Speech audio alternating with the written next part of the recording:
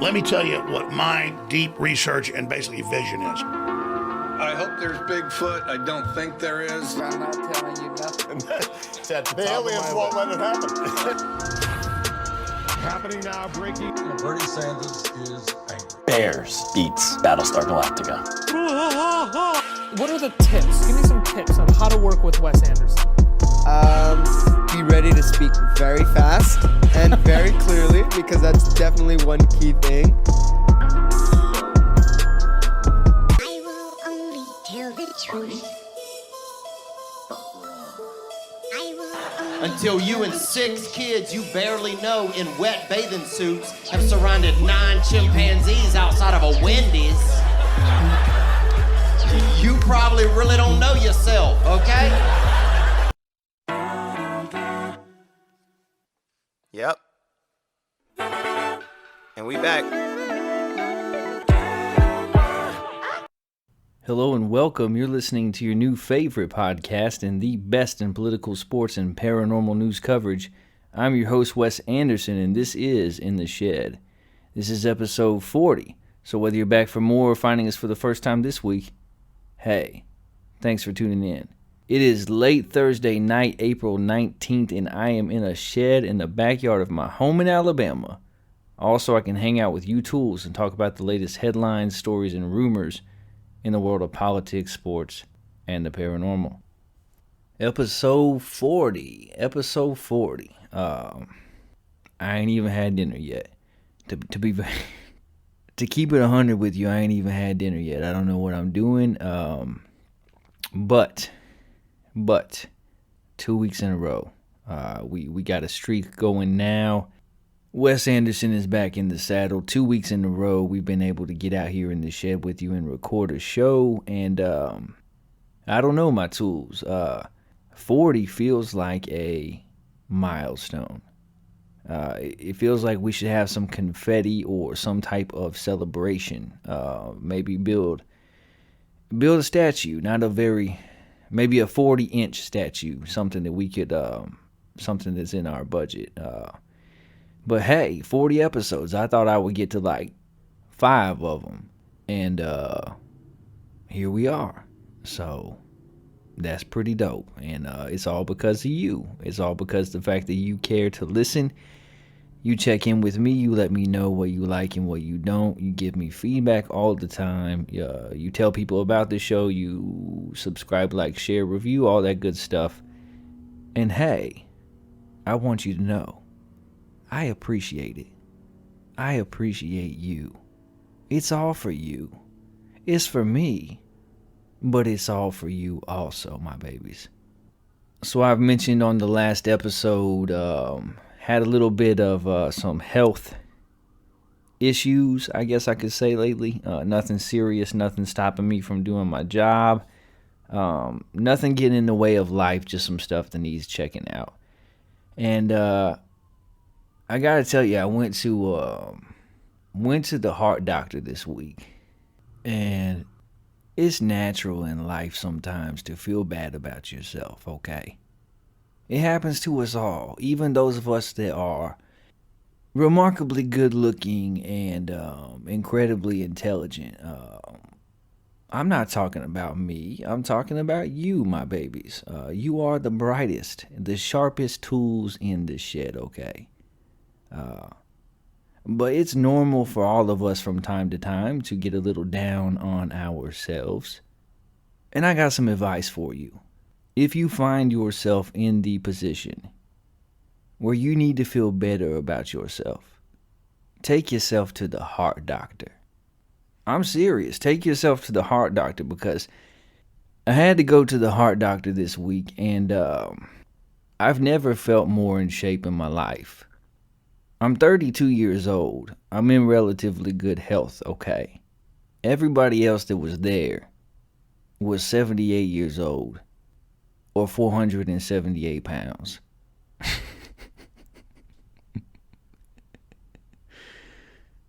It's the only time in my life I have been somewhere and been like, hey, I'm probably all right. I was sitting in that waiting room, and It's the only time that I've been in a group of people and I hear a car alarm go off in the parking lot, and I know for a fact it is not my car. Now, I've told y'all before that I am not a big man. A tall man, yes. I am not a big man. I'm built like a praying mantis with a beard. But it's the only place I've ever been in many, many years where I'm like, hey, I can bench press more than every person that is around me. It was one guy, and he was in a wife beater, and he was on oxygen. He could have gave me a run for my money if he could keep his breathing up. I'm just saying he had some forearms, okay? But I figured I'm in pretty good health in comparison to all these people around me. So I get there and I find some parking, and I walk in and I do the doctor thing where you walk up to the counter to check in, right? And the lady at the front desk is like, sir, can I help you? And I say, yes, I'm here for an appointment. And she says, okay, please sign in at the kiosk, which was news to me. This must be a post-COVID thing. Thank you, Dr. Fauci, you little happy gnome. You don't even check in at the desk anymore. You don't sign an actual piece of paper. You don't fill out paperwork. There's a kiosk. It's like a medical red box. And I say, okay, but I've never even been here before. Could you at least tell me that I am in the right place? So I give the lady my name. Turns out I'm in the right place. I go over to the kiosk. I put my insurance card in the kiosk. It gives it back, thankfully. I need that. Put my driver's license in the kiosk. Long pause, long pause, long pause. I mean like a Great Dane long pause, if you know what I'm saying. Talking some doggy paws, doggy feet. But it gives me my driver's license back, which is good because I also need that piece of identification. And they had me show up like 30 minutes early to fill out paperwork at a kiosk on a screen. And I already told you I'm not 78 years old. I'm 32. It doesn't take a 32-year-old man 30 minutes to fill out paperwork on a screen. It took me like 5.5 minutes. So then I got to wait for about 45 minutes for them to call me back there. The nurse comes in, her little clipboard in her hand. She's younger than I am, which is always awkward for me. Don't know why. I'm just an insecure fellow sometimes, talking like some Marty Bird level anxiety. And she says, what brings you in here today? And I'm like, to get my heart looked at, ma'am. This is the heart doctor. She was aware. And she said, no, I mean, why do you need to get your heart checked? And I said, well, I had gone to the doctor a while back for a routine checkup, and they were concerned with a few things. And to be honest with you, I just couldn't think of a better way to spend $50 with a copay. Thank you, insurance. And so, hey, I'm here. So long story short, they ran some tests on me just to tell me that they want to run some more tests. Doctor is not overly concerned, but wants to check on a few things that are abnormal, and I could have saved him a lot of heartache. Do you see what I did there?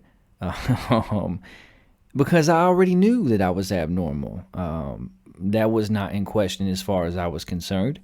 But I left feeling pretty healthy and pretty good about myself. And I just got to tell you, if you're feeling unhealthy today, maybe consider making an appointment with the old tick-tick doctor. Maybe go on in there to the old blood pumper doctor. Let him take a look at your little fist-sized life giver. Go see the podiatrist. No. The cardiologist. What is a podiatrist? That's like a foot doctor. What am I talking about? See, I haven't had any dinner. A podiatrist. I've never been to a podiatrist in my life. You could go to the podiatrist if you want to, but I'm talking about the cardiologist is the word that my brain is looking for. So maybe next I need to go get my brain looked at. But yeah, that made me feel pretty healthy. Got to go take a couple more tests, but everything is checking out all right so far. Also been working on some budgeting, trying to manage my money a little bit better, to save better, to spend less, to have some money left over at the end of the month for things like debt reduction and investment. Trying to learn to be an almost fully functioning kind of real life adult. Not always fun, but it's kind of important at this stage in life. I got little ones to take care of. And trying to do a better job. So I've been budgeting. So the wife and I sat down. We came up with a budget. And one thing we decided to do that we thought would be a good idea that would help out is if we split the mortgage payment in half. So rather than pay the whole thing out of one paycheck, we were going to pay half of it up front and the other half when it was due. And it turned out the mortgage company didn't like that too much, apparently. A lady from the mortgage company called me today on my cell phone, and I'm at work. I ain't got time to talk to you. I got stuff to do, but I answered the phone because I'm a nice man. Mama raised me right. So I answered the phone. She says, "Is this Mr. Anderson?" I'm like, "You called me. You know who I am." I didn't say it, just thought it. I said, "Yes, it is Mr. Anderson." She said, "This is your mortgage company. Do you have a few minutes to talk about your loan?" And I said, "I have exactly 5 minutes, ma'am." She says, "Okay, can you verify your address for me?" And I'm like, "Hey, you know my address. You hold my loan. You called me." But I did because I'm a gentleman. So I verified my address, and she says, "Mr. Anderson, the reason that I'm calling is because it appears that you have not paid your mortgage this month." I said, "That is not correct. You see, what has happened is I have decided to split my payment. So I paid half of it up front, and I plan to pay the other half when it is due." She pauses for a second, and she says, "Mr. Anderson, I'm not seeing that on my end. On my end, I'm seeing that you owe the full amount. However, there is something called unapplied funds, and I'm seeing half of your mortgage amount in the unapplied funds." And I said, "Yes. Again, I tell you that is because I have decided to split the payment, and I have paid half of it up front, and I will pay the other half when it is due." And she says, "Well, the reason why it's not showing up that way on my end, Mr. Anderson, is because we don't allow partial payment." And I said, "I'm aware you don't allow partial payment. And have you ever considered how crooked a business practice that really is, not to allow partial payment? That if somebody owes you a sum of money and they have half of it right away and they want to go ahead and pay half of their debt off, for you to say, 'No, I would rather you hold on to the entire debt and let the interest accrue so that I can own all of the interest. And maybe if you're not able to pay this debt that is now spiraling out of control, I will also get to take your house, and then I will have the money that you owe me and a property that I can sell to someone else. Doesn't that seem a little bit immoral to you?" And she did not say anything. So I said, "I have made the decision to split my mortgage payment in two. The money in this unapplied funds account is half of my mortgage payment. I have paid it up front. I will pay the other half when it is due, and then all of the money will work together as a team to make my mortgage payment for the month. Is that not correct?" And she said, "Yes, Mr. Anderson, that's correct." And I said, "It's been 4.5 minutes. I hope you have a wonderful day." And I hung up the dang phone.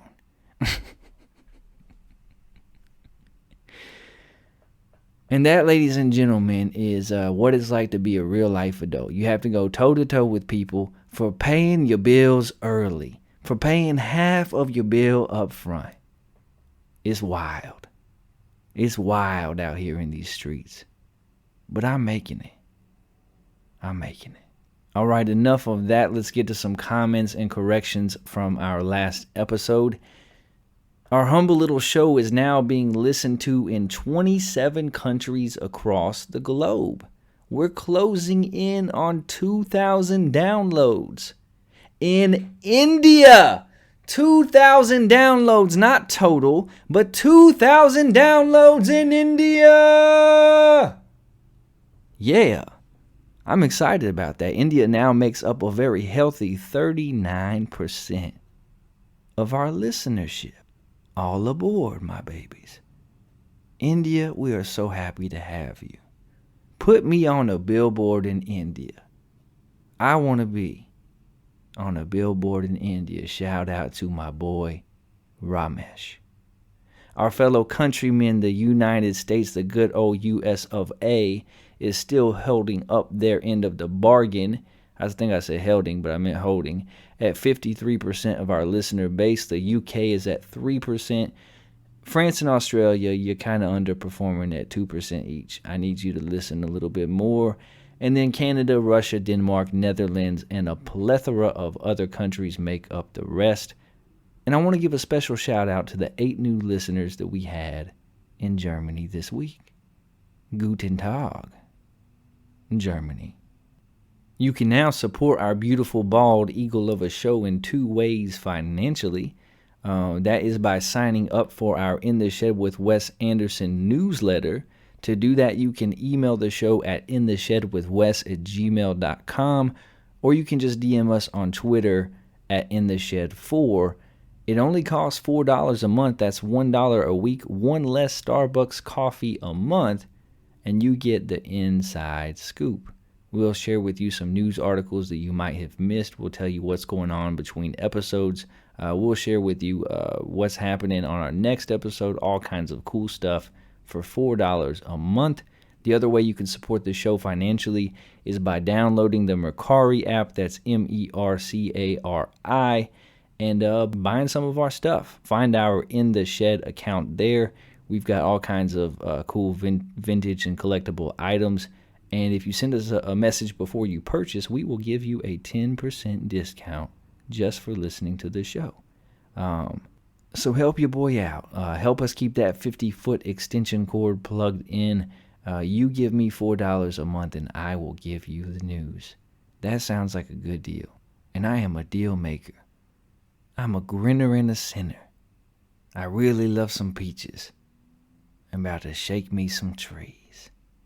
On last week's show, I talked about the horror of having to clean up after my son when he managed to successfully extricate himself from a dirty diaper in his crib.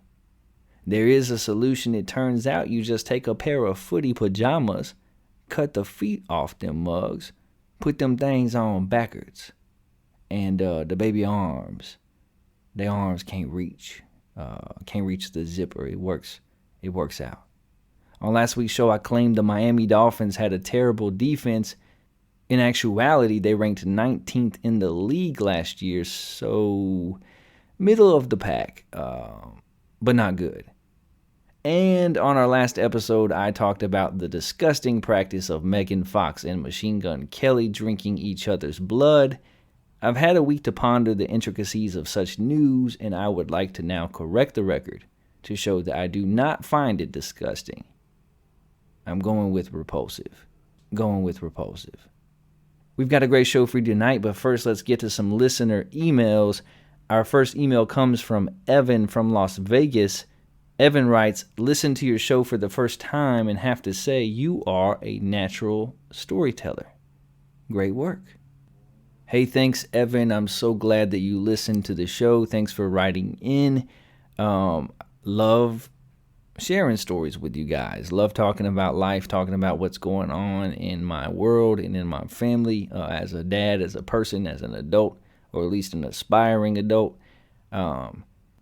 And I love when everybody writes into the show, but especially first-time listeners. Always good to hear from you guys, and I enjoyed our conversation. Evan, hope you will listen to the show again. Good sir.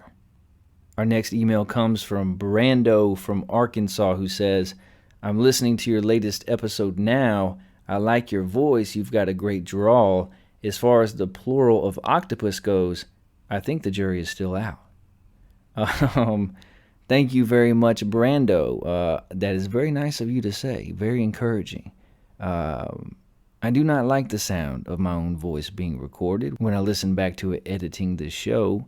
But thank you for saying that. That's that just lifts my spirits, Brando. And as far as the octopus thing goes, man, look, we done covered this on the show a couple times. Plural octopus is absolutely 1000% octopuses. Doesn't sound right, but it is right. And I know so because I searched it on Google and because I did a poll on Twitter and you guys agreed with me. And most of all, because my Meemaw says that it is octopuses. And we don't go against Meemaw. Shout out to Meemaw. Brando has a podcast with a buddy that he hosts called Same But Different, the SBD podcast, so you can go check them out on Spotify. I'm sure he would appreciate that. And finally, Megan from North Carolina writes, just writing in to say hi, love the show. Short but sweet. Thank you, Megan from North Carolina. Thank you for listening to the show. And on our very 40th episode, I don't know what I was about to say there. On our 40th episode, it turns out that all of our emails this week were polite and kind and encouraging and uplifting. It's the first time ever, I think, in 40 episodes we've had nothing but positivity, good vibes all around. We're building a little team. That's all the listener emails this week. If you have any thoughts that you'd like to share, you can email the show at intheshedwithwes@gmail.com. Again, that's intheshedwithwes@gmail.com. And I might even read it on air. Keep subscribing, liking, sharing, rating, and reviewing. Tell your friends about the show. We'll keep growing this thing together.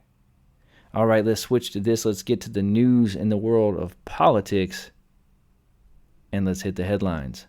Handwritten notes from 2017 show FBI agents misled the DOJ on Trump-Russia investigation, writes The Federalist.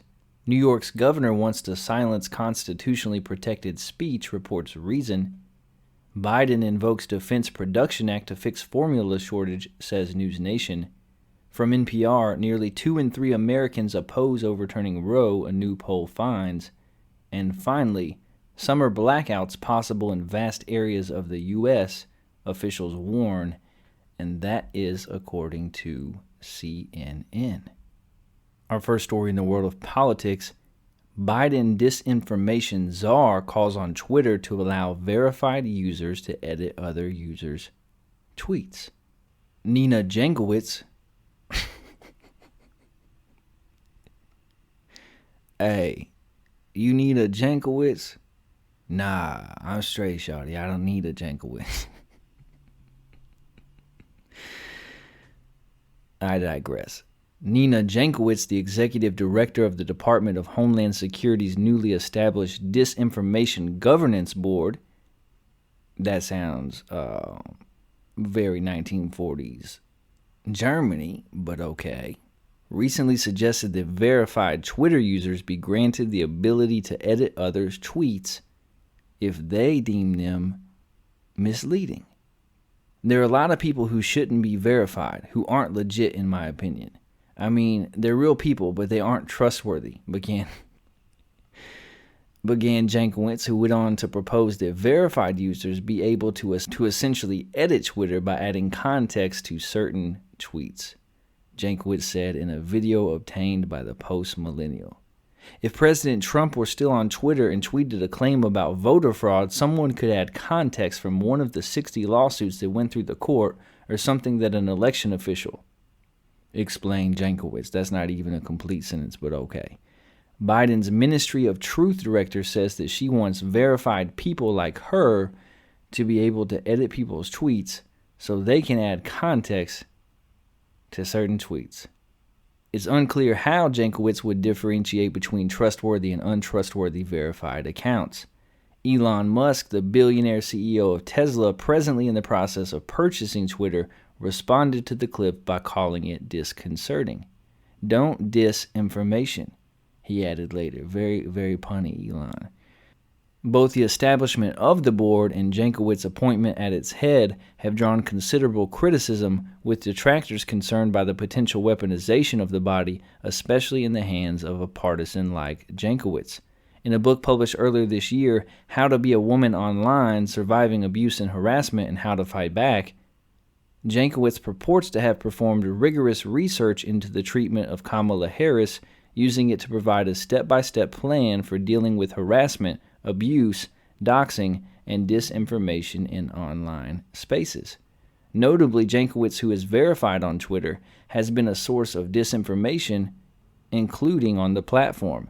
In 2020, Jankowicz promoted Christopher Steele, the author of the discredited Trump-Russia dossier, as an authoritative source on disinformation and cast doubt on the validity of the since-confirmed Hunter Biden laptop story, arguing that it should be treated as a Trump campaign product.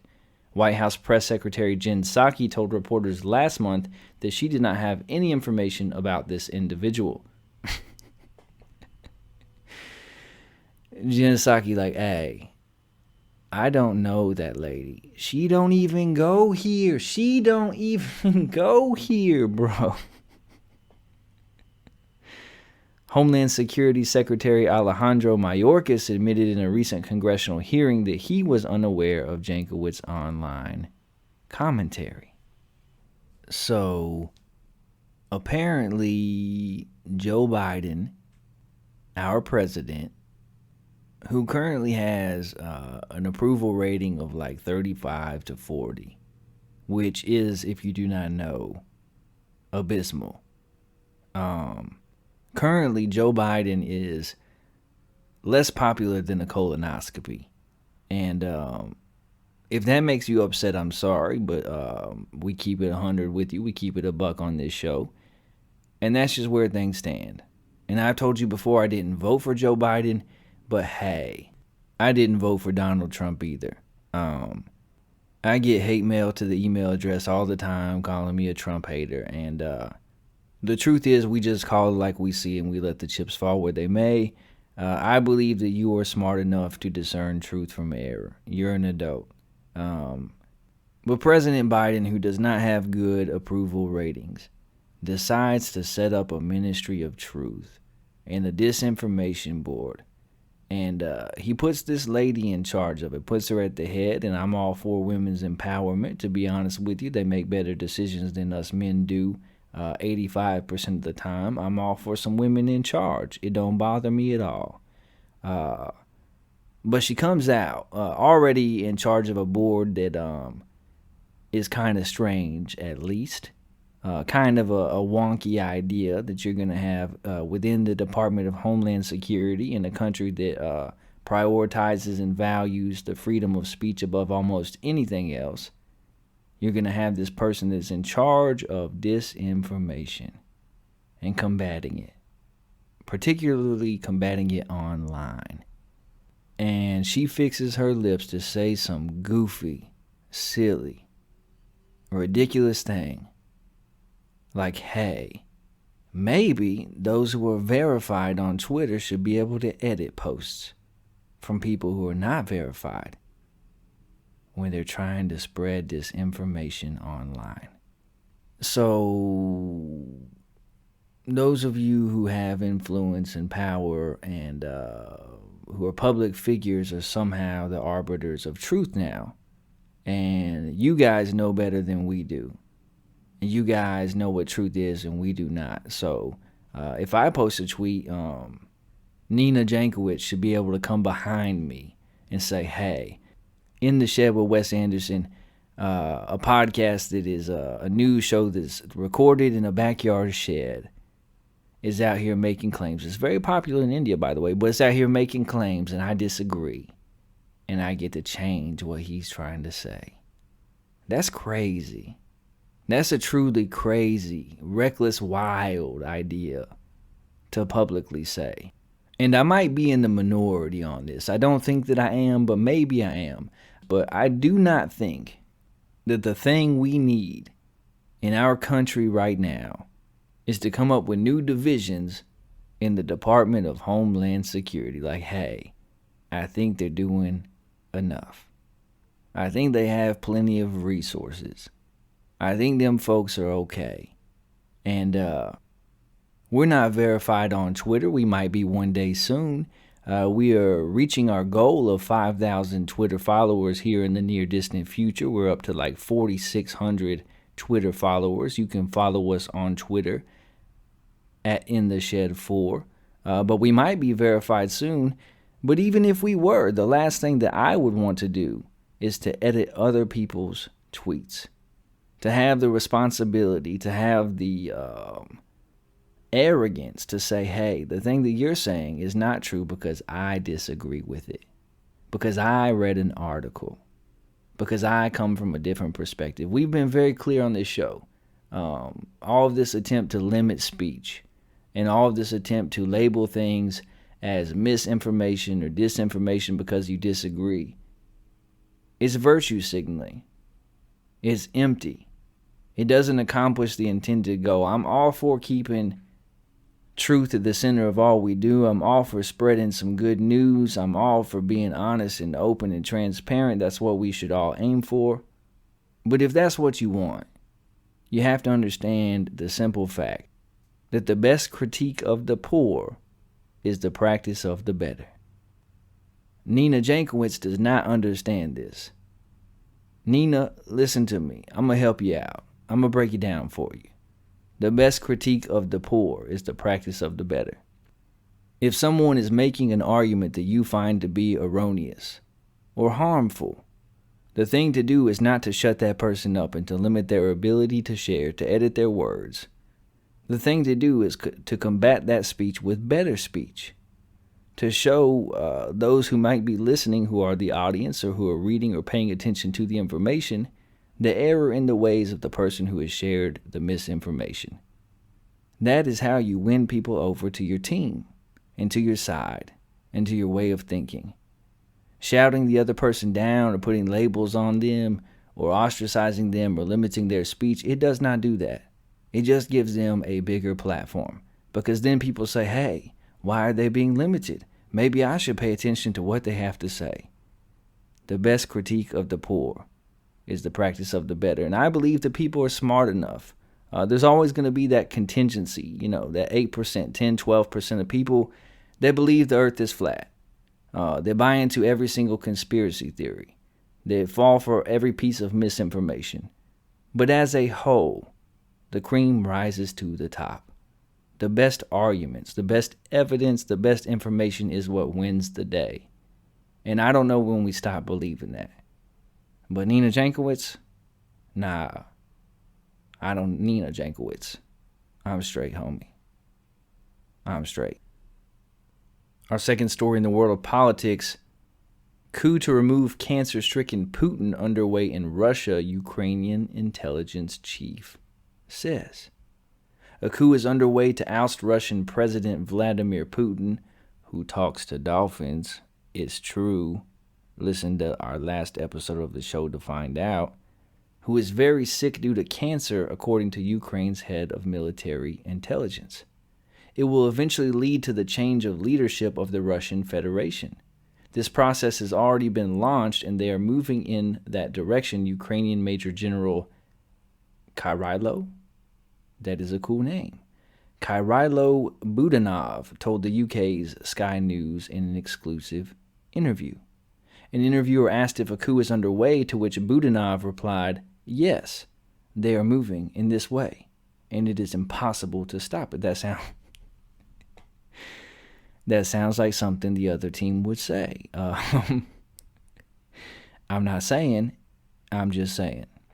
Putin has cancer and other ailments, he said, dismissing the suggestion that he was spreading propaganda. The Sunday Times recently reported that Putin has blood cancer, citing an unnamed Russian oligarch with close ties to the Kremlin. And a video recently resurfaced showing Putin shaking while welcoming Belarusian leader Alexander Lukashenko in mid-February, according to The Independent, fueling speculation that the despot has Parkinson's disease as well. So they out here, this Ukrainian major general just out here diagnosing Vladimir Putin with everything. He's like, hey, I heard that Vladimir Putin has Parkinson's. I heard he's got blood cancer. His days are numbered. He's got the swine flu. He's had COVID 3 times. I think he's gonna drop dead any moment now, and we should all be ready for that, because it could happen any day.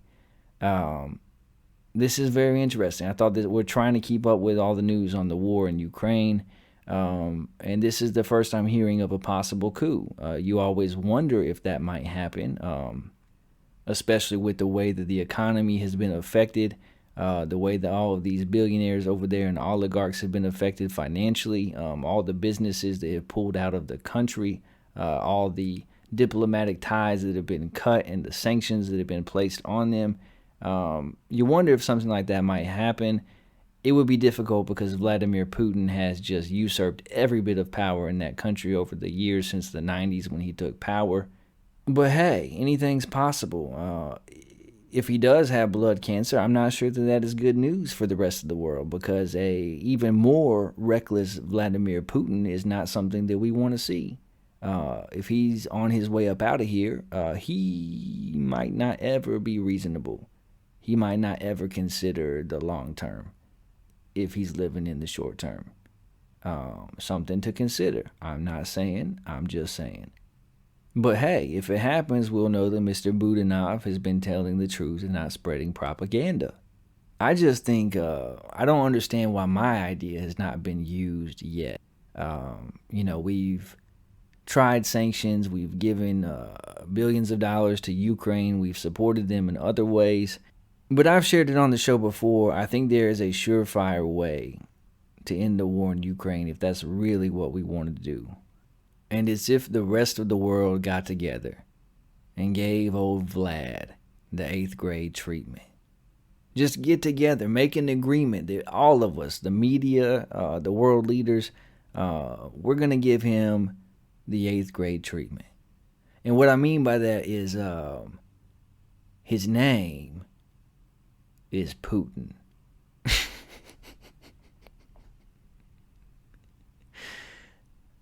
I don't understand how everybody keeps talking about this man as though it's completely normal for your last name to be Fart.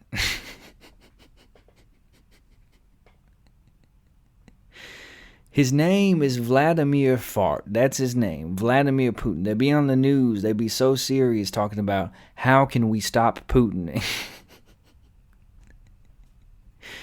And I'm like, hey, take some Miralax.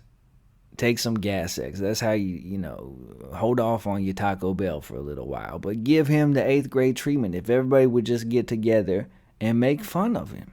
Make fun of his name. Be like, how can we be afraid of Russia? Why would we ever be intimidated by a country whose leader's name is Putin? It's hilarious. It's not scary. It's not intimidating. It's funny. Make fun of the man's last name. You know how much that dude loves heritage? You know how much that man is intent on restructuring Russia and taking back all the areas and reforming the Soviet Union? The man is into history. He's into names. He's into prominence and association. Make fun of him relentlessly in the press from other world leaders. Make fun of the fact that his name is Putin. Send the man some whoopee cushions. Put some Gas-X with his picture on it. Have Taco Bell run a special, the Putin special.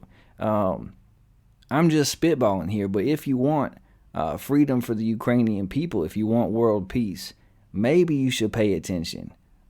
We're just spitting facts on In the Shed with West. We cover the news in ways that you don't hear other places. We're not mainstream. but we give it to you straight. And I'm just saying, if you want to end the war, I think that's the way to do it. But apparently the war might be coming to an end because there may be a coup underway. We'll stay tuned. And we'll find out. We'll let you know. We'll talk about it. Keep your eyes open, your ears to the ground. And we'll see if Mr. Budanov is telling the truth. Our next story in the world of politics, CNN accidentally sent welcome baskets to employees who had been laid off after the CNN streaming service flopped. That's right. CNN accidentally sent welcome baskets to employees who had been laid off after the CNN Plus streaming service flopped. CNN accidentally sent welcome baskets to employees who were laid off after the CNN Plus streaming service shuttered. The paid streaming subscription service launched on March 29th and announced it was shutting down on April 21st, Insider previously reported. A week later, hundreds of laid-off staffers received welcome gifts, some of which had encouraging notes attached, according to the Wall Street Journal. This is an incredible time to be part of CNN, one note read per the Wall Street Journal. Build relationships and take time to connect with colleagues and learn so that you can make the most of your time here. Oh my Lord. CNN told Wall Street Journal the baskets, which included branded gear, pens, headphones, and a popcorn maker, were sent by mistake. You don't say, CNN. Who's running things?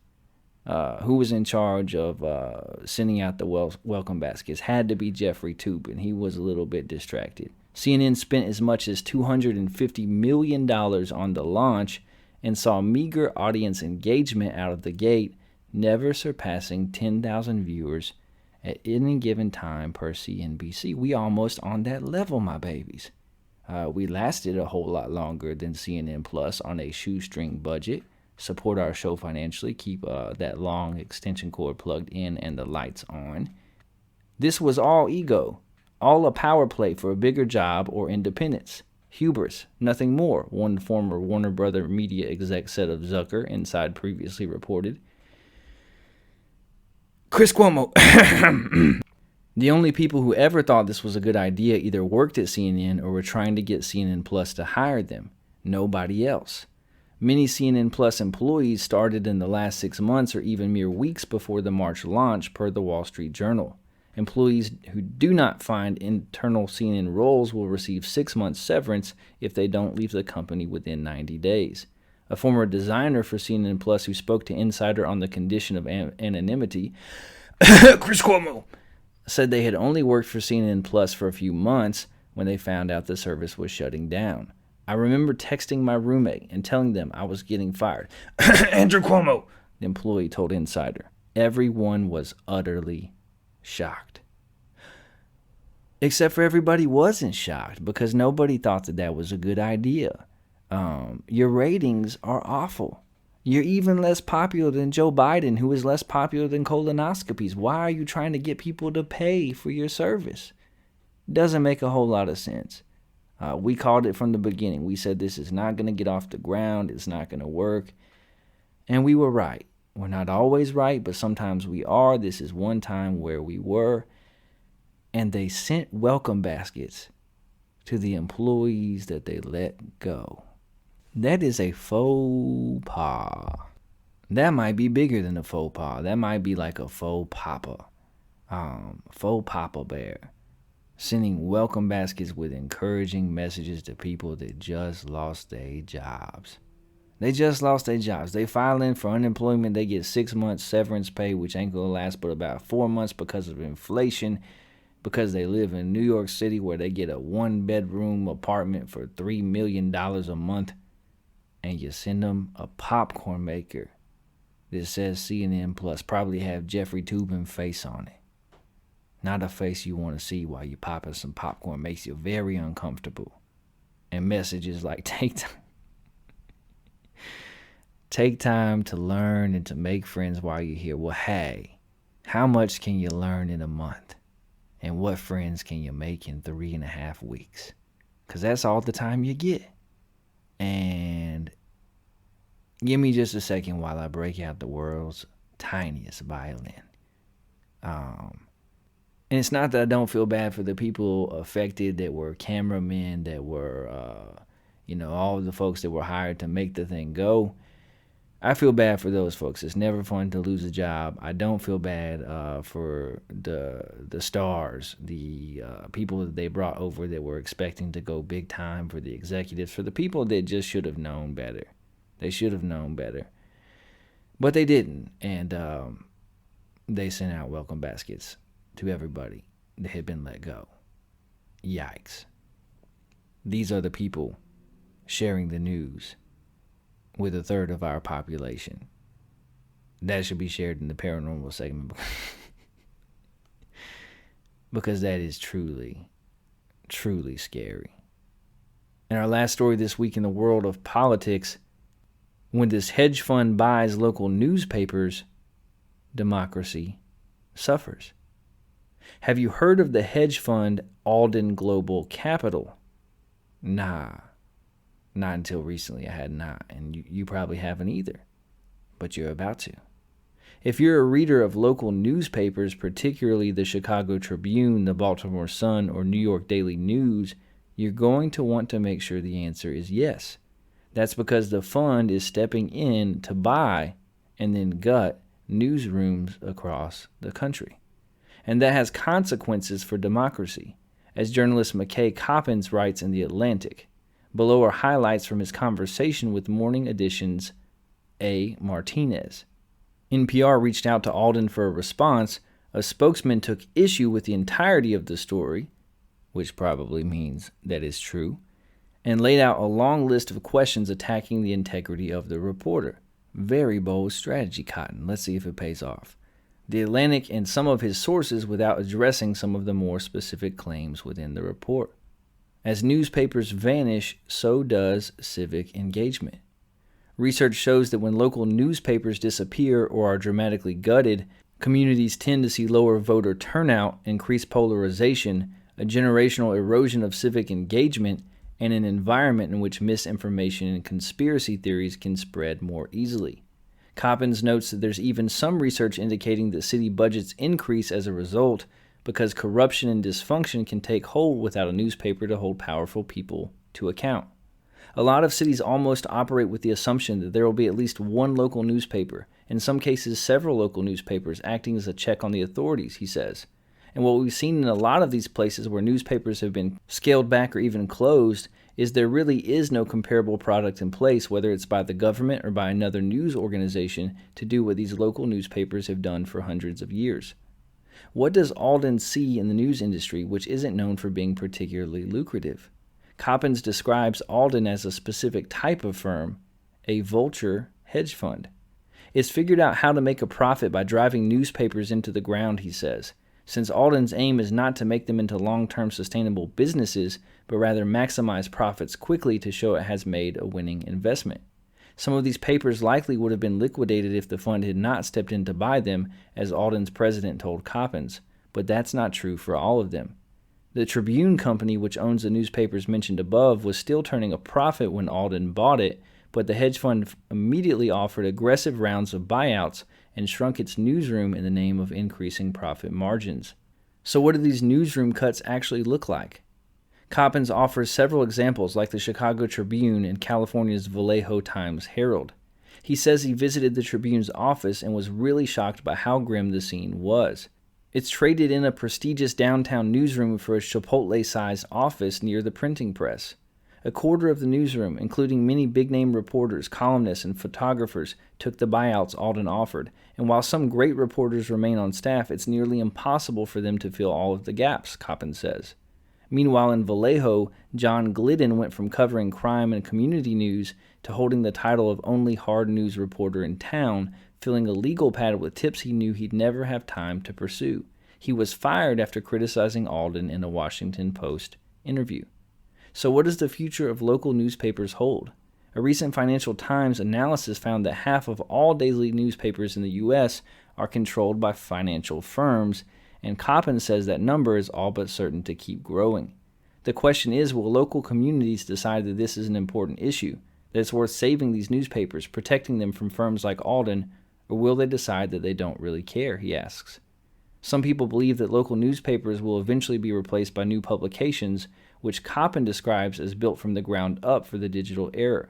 That may well be the future of local news, he says, but in the meantime, there isn't really anything that can fill the hole these newspapers will leave if they're shut down. So, I've wanted to cover this story for a while. And say what you want about the Atlantic. I don't appreciate all of their coverage of the news or their bent at all times. But I encourage you to go find this article in full and to take the time to read it. Because it's really well written, it's really well researched, and it's quality reporting. And this is something that most Americans have never heard of or completely unaware of. You might have noticed that your local paper does not exist. That 10, 15 years ago, there were 3 different options when you went to the grocery store and them little newspaper machines that aren't there anymore. And you might have just figured that it was a sign of the times. That because people don't order physical newspapers to be delivered to their house in the same numbers, that it's all online. And certainly there's some validity to that claim. But also what's happening is these vulture hedge funds like Alden are buying up local newspapers and intentionally running them into the ground. And it's terrifying. And it's pretty sad. And the effect that it has on our communities is hard to really even measure. But we need to start trying. Because study and statistics show that if you have a active and thriving local newspaper, the civic engagement goes up. That people are able to find middle ground. But what happens when you take the local newspaper out of the equation is that the only options left for people are these national cable news programs and handful of nationwide mainstream media sources that are owned by billionaires who are pushing agendas. And so more and more and more as local newspapers disappear, people are getting all of their news from one source, whether it's CNN, MSNBC, Fox News, Newsmax, the Wall Street Journal, the New York Times, whoever it is. They're getting most of their news from one source. And they exist in a feedback loop. They're isolated. They only hear from people that think like them. They only hear their opinions and perspectives reinforced. They lose the ability to think critically. They lose the ability to say, you know what? I had this opinion and it turns out that it was not very well informed. It turns out that I'm not correct. We lose the ability to appreciate the other side of the aisle. And to say that, there's people on both sides that are corrupt. There's people on both sides that mean well. There's people in the middle that are trying to make the whole thing work. And if we all agree that hyper polarization and the politicalization of things that really aren't even political are an issue, you have to look at the disappearance of the local newspaper as one of the main culprits. Because in most cases, it's the local paper that is less partisan and is more just straight news, more just hard news, more just factual information. Hey, this is what's happening in our city. This is what's going on in our state. This is who's in power. These are the decisions that they're making. This is who they're connected to. This is how the money is flowing. And without that information, we're instead provided the quote-unquote news from people who are bought and paid for. And it's not helpful. And I've shared with you before, I think that's why the ratings are down for every cable news program. It's why mainstream media is not trusted as a whole. It's why we have devolved into identity politics, into my team versus your team, and not being able to see the blind spots on each side. And it's why it's important. It's really important. It's important to have friends and relationships with people that think differently, that grew up differently, that vote differently, that come from a different background and perspective than your own. Because otherwise, you're not going to become a more intelligent person, a more well-reasoned person, a person that's more in touch with reality. You're just going to walk around thinking that you're right all the time. And hey, you're not. I'm not. It's why shows like ours are increasing in popularity. We're gaining a following slowly but surely because people trust it when they listen to this show. We just say this is what's happening. And we poke fun at both sides of the aisle. We say this is silly. This person is behaving in a way that is not authentic. And then we let you decide for yourself what you think. And we have room for everybody here on In the Shed. We have room for people that are conservative, for people that are liberal, for people that are independent, for people who think differently. We embrace it. If we want to succeed, we have to work together. We're all Americans. And often truth is a fixed thing, but nobody has a monopoly on it. And nobody has a clear view of it in all circumstances. And nobody has a relationship with it that cannot be improved. We need our local newspapers. We need our journalists. We need folks that take an issue or a story and they investigate it and they go wherever the facts lead them, even if it's away from conclusions that they appreciate. And that's what a local newspaper provides. So hey, if you have a local newspaper, start supporting it. Get you an online subscription. If they still deliver it to the house, have it delivered to the house. Don't let these hedge funds win. Subscribe to shows like this one. Pay your little $4 subscription fee to the newsletter and help us keep this thing going. Help us grow it. And make you some friends that are different than you are. Because it really does matter. It's what's going to get us through to the other side and keep us free. And help us live into all the things that we claim to be as a country. That's all the news in the world of politics this week. Let's switch to this, the news in the world of sports. And let's hit the headlines. Pittsburgh star wide receiver Addison transferring to USC. Rory McIlroy seizes early lead at PGA while Tiger limps in with a 4/74 on the day.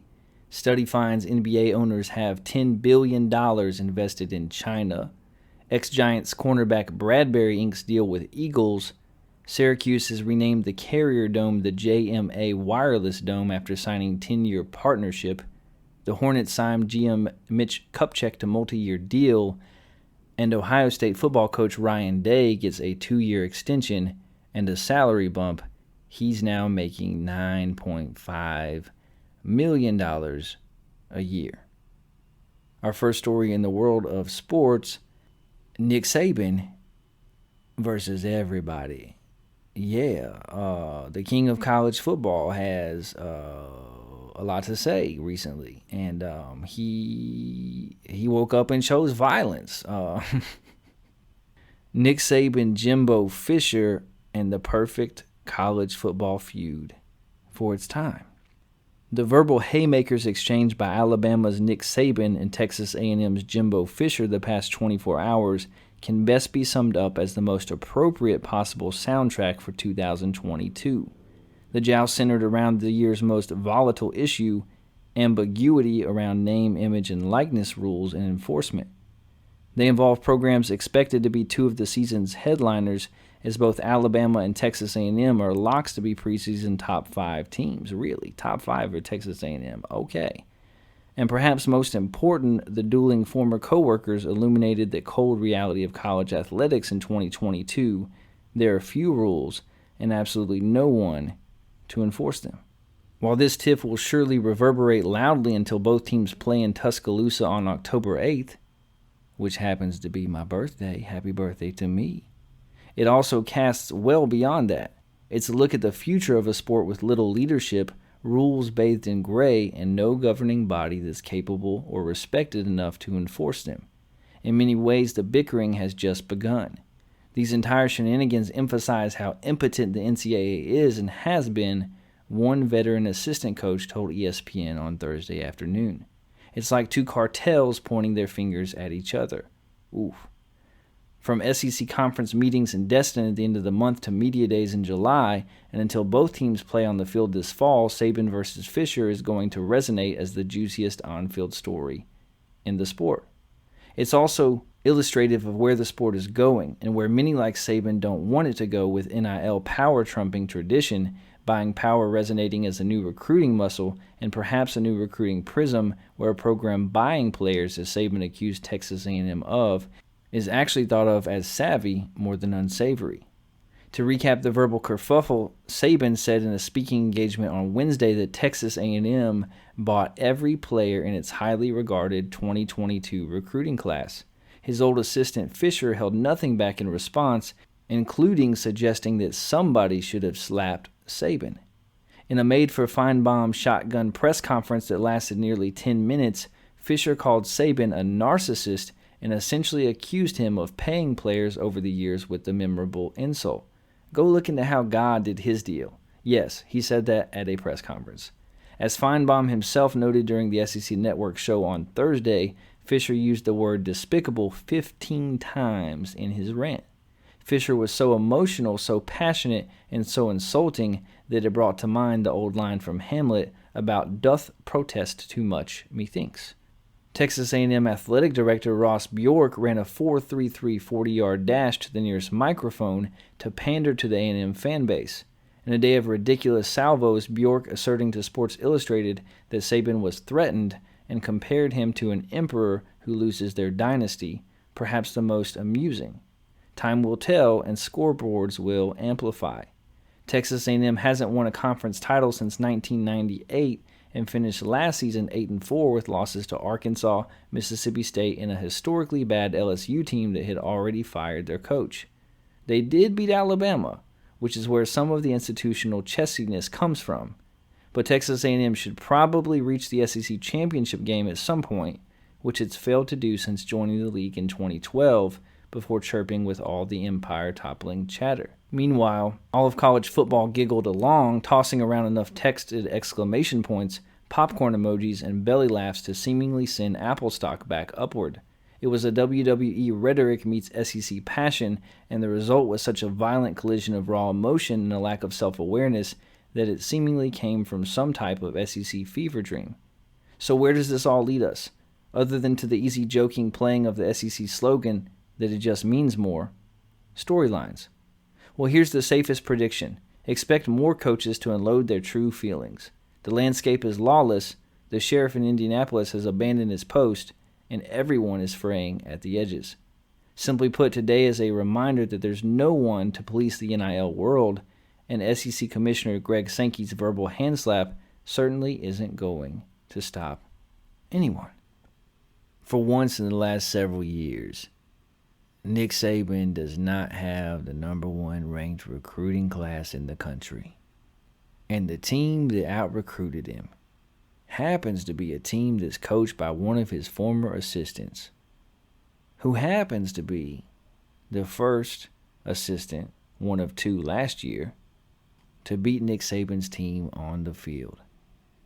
They went 8-4, but they did beat Alabama with a backup quarterback. In a year that Nick Saban and his team lost the national championship game to another one of his assistants. I'm just laying the groundwork so that you can understand where the vitriol is coming from somebody that is not used to losing. That's 3 losses. A loss to Texas A&M, a loss to Georgia in the championship game, followed up by a loss in the recruiting rankings, which he is not used to. And we're in a new landscape for college football. Finally, the players are allowed to make some money. You know, the schools make millions and millions, and finally the players are allowed to make something. And they're not even being paid. They're allowed to make money off of their name, their image, and their likeness.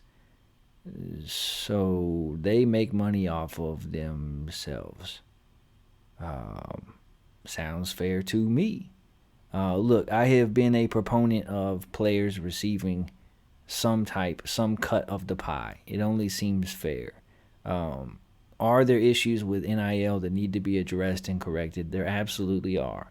There's issues with the transfer portal that need to be corrected. If this is not professional football, then we have to make sure that it's not professional football. You can't have a salary cap. You can't have entire rosters being bought. You can't have transfers going to the highest bidder, high school kids making all this money in order to go to a school. I get the concern. But coming from Nick Saban, it rings nothing but hollow. It's just some sour grapes. That's all it is. It's just some sour grapes. He also threw Coach Prime, Deion Sanders, under the bus and claimed that they were paying a guy that could have gone to another school a bunch of money. Who knows if that's true or not. Maybe the guy just wanted to go to an HBCU and set his own course. Coach Prime is a terrific recruiter. But look, nobody's out here feeling sorry for Nick Saban. Kids can reach advertising deals with partners. It's finally legal for them to make a little bit of money. But we all know that they've been paid to go to schools for years and years and years. They've been provided with things from boosters. There's been some handshake deals. They've gotten jobs at car lots and other places where they don't have to show up, but they still get the paycheck. It's been going on for years. It ain't nothing new. And look, the NCAA is completely useless. It's impotent. It has no leadership. The emperor has no clothes. College football might have to get their very own commissioner that's over the whole thing in order to make this all work. They need some hard and fast rules. But two things can be true at once. And two things are true at once here. The NIL is overall a positive thing. The kids deserve it. It needs to be reined in, and there needs to be some clear rules and regulations so that everybody is on the same playing field to a certain degree. And also, Nick Saban, just be quiet. Just be quiet. You got more talent than any other team in the country, even after Texas A&M got the number 1 recruiting class. Last offseason, you were bragging that your quarterback that hadn't even started a game was making $1 million in NIL deal. And you were saying it publicly so that other athletes, so the other teenagers, so the high school players, their ears will perk up and go, oh, if I go to Alabama, I can make some bank. We see through what you're doing. Nobody is impressed. Nobody feels sorry for you. I feel less sorry for you than I do for the CNN Plus employees, big dog. So pipe down, coach your team, try not to lose to 2 of your assistants this year, and good luck. All right, let's talk some NBA playoffs. The Celtics came back and won the game tonight. I say come back not in the game. They were in the lead the whole time. I say come back because they now have tied the series with the Miami Heat in the Eastern Conference Finals at 1 game apiece. Jason Tatum scored 27 points. Al Horford and Marcus Smart were both back in the lineup. Smart had 24 points, 12 assists, and 9 rebounds. Al Horford scored 10 points on the night. Jimmy Butler pitched in with 29 points for the Heat, but nobody else really scored very much. And the Celtics did what they came to South Beach to do. They got beat down last time. They were at full strength tonight. They came into Miami and they split the games. They got one on the road. The series doesn't start until the road team wins. Well, hey, we now have a series. The Eastern Conference Finals is tied at 1 game apiece. And we've been doing a pretty good job of predicting how these series will go. And when we first saw the NBA bracket, we had the Heat in the Eastern Conference Finals against the Bucks. I still think if the Bucks had Chris Middleton, they might be in the Eastern Conference Finals, but they're not. They're playing the Celtics. And after 2 games, I think that the Celtics are going to win this series. I really do. Eric Spoelstra, in my mind, is a top 3 NBA coach. I love Jimmy Buckets in the playoffs. The Heat have a good culture, but so do the Celtics. And Jaylen Brown scored 24 tonight. Marcus Smart had 24. Tatum had 27. If Marcus Smart is able to score the ball, or if Al Horford is able to score the ball, the Celtics are a tough team to beat. And as good as the Miami Heat defense is, the Celtics defense is also elite. And I just think that in a 7-game series, Jason Tatum and Jaylen Brown will play better and will outscore any two players on the Heat. I expect this to be a back-and-forth series. I think it'll go 6 or 7 games, but I do think the Celtics get over the hump and make the NBA Finals. They even things up tonight. They look good. They rebounded. Over in the West, the Warriors took the first game of the series against the Mavs, and they did something that nobody gave them a chance to do. The narrative leading up to the game was, well, you just can't stop Luka. The Warriors don't have anybody that can guard Luka. They're not able to slow him down.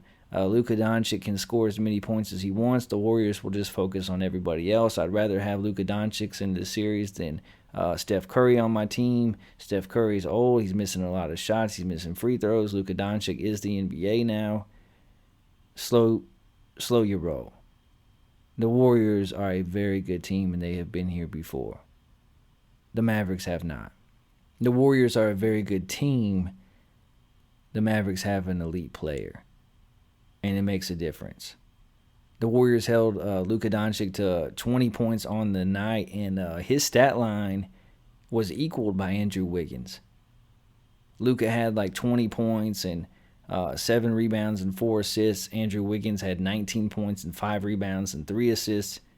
And if Andrew Wiggins' stat line matches up with Luka Doncic's stat line, the Mavericks do not have a chance in this series.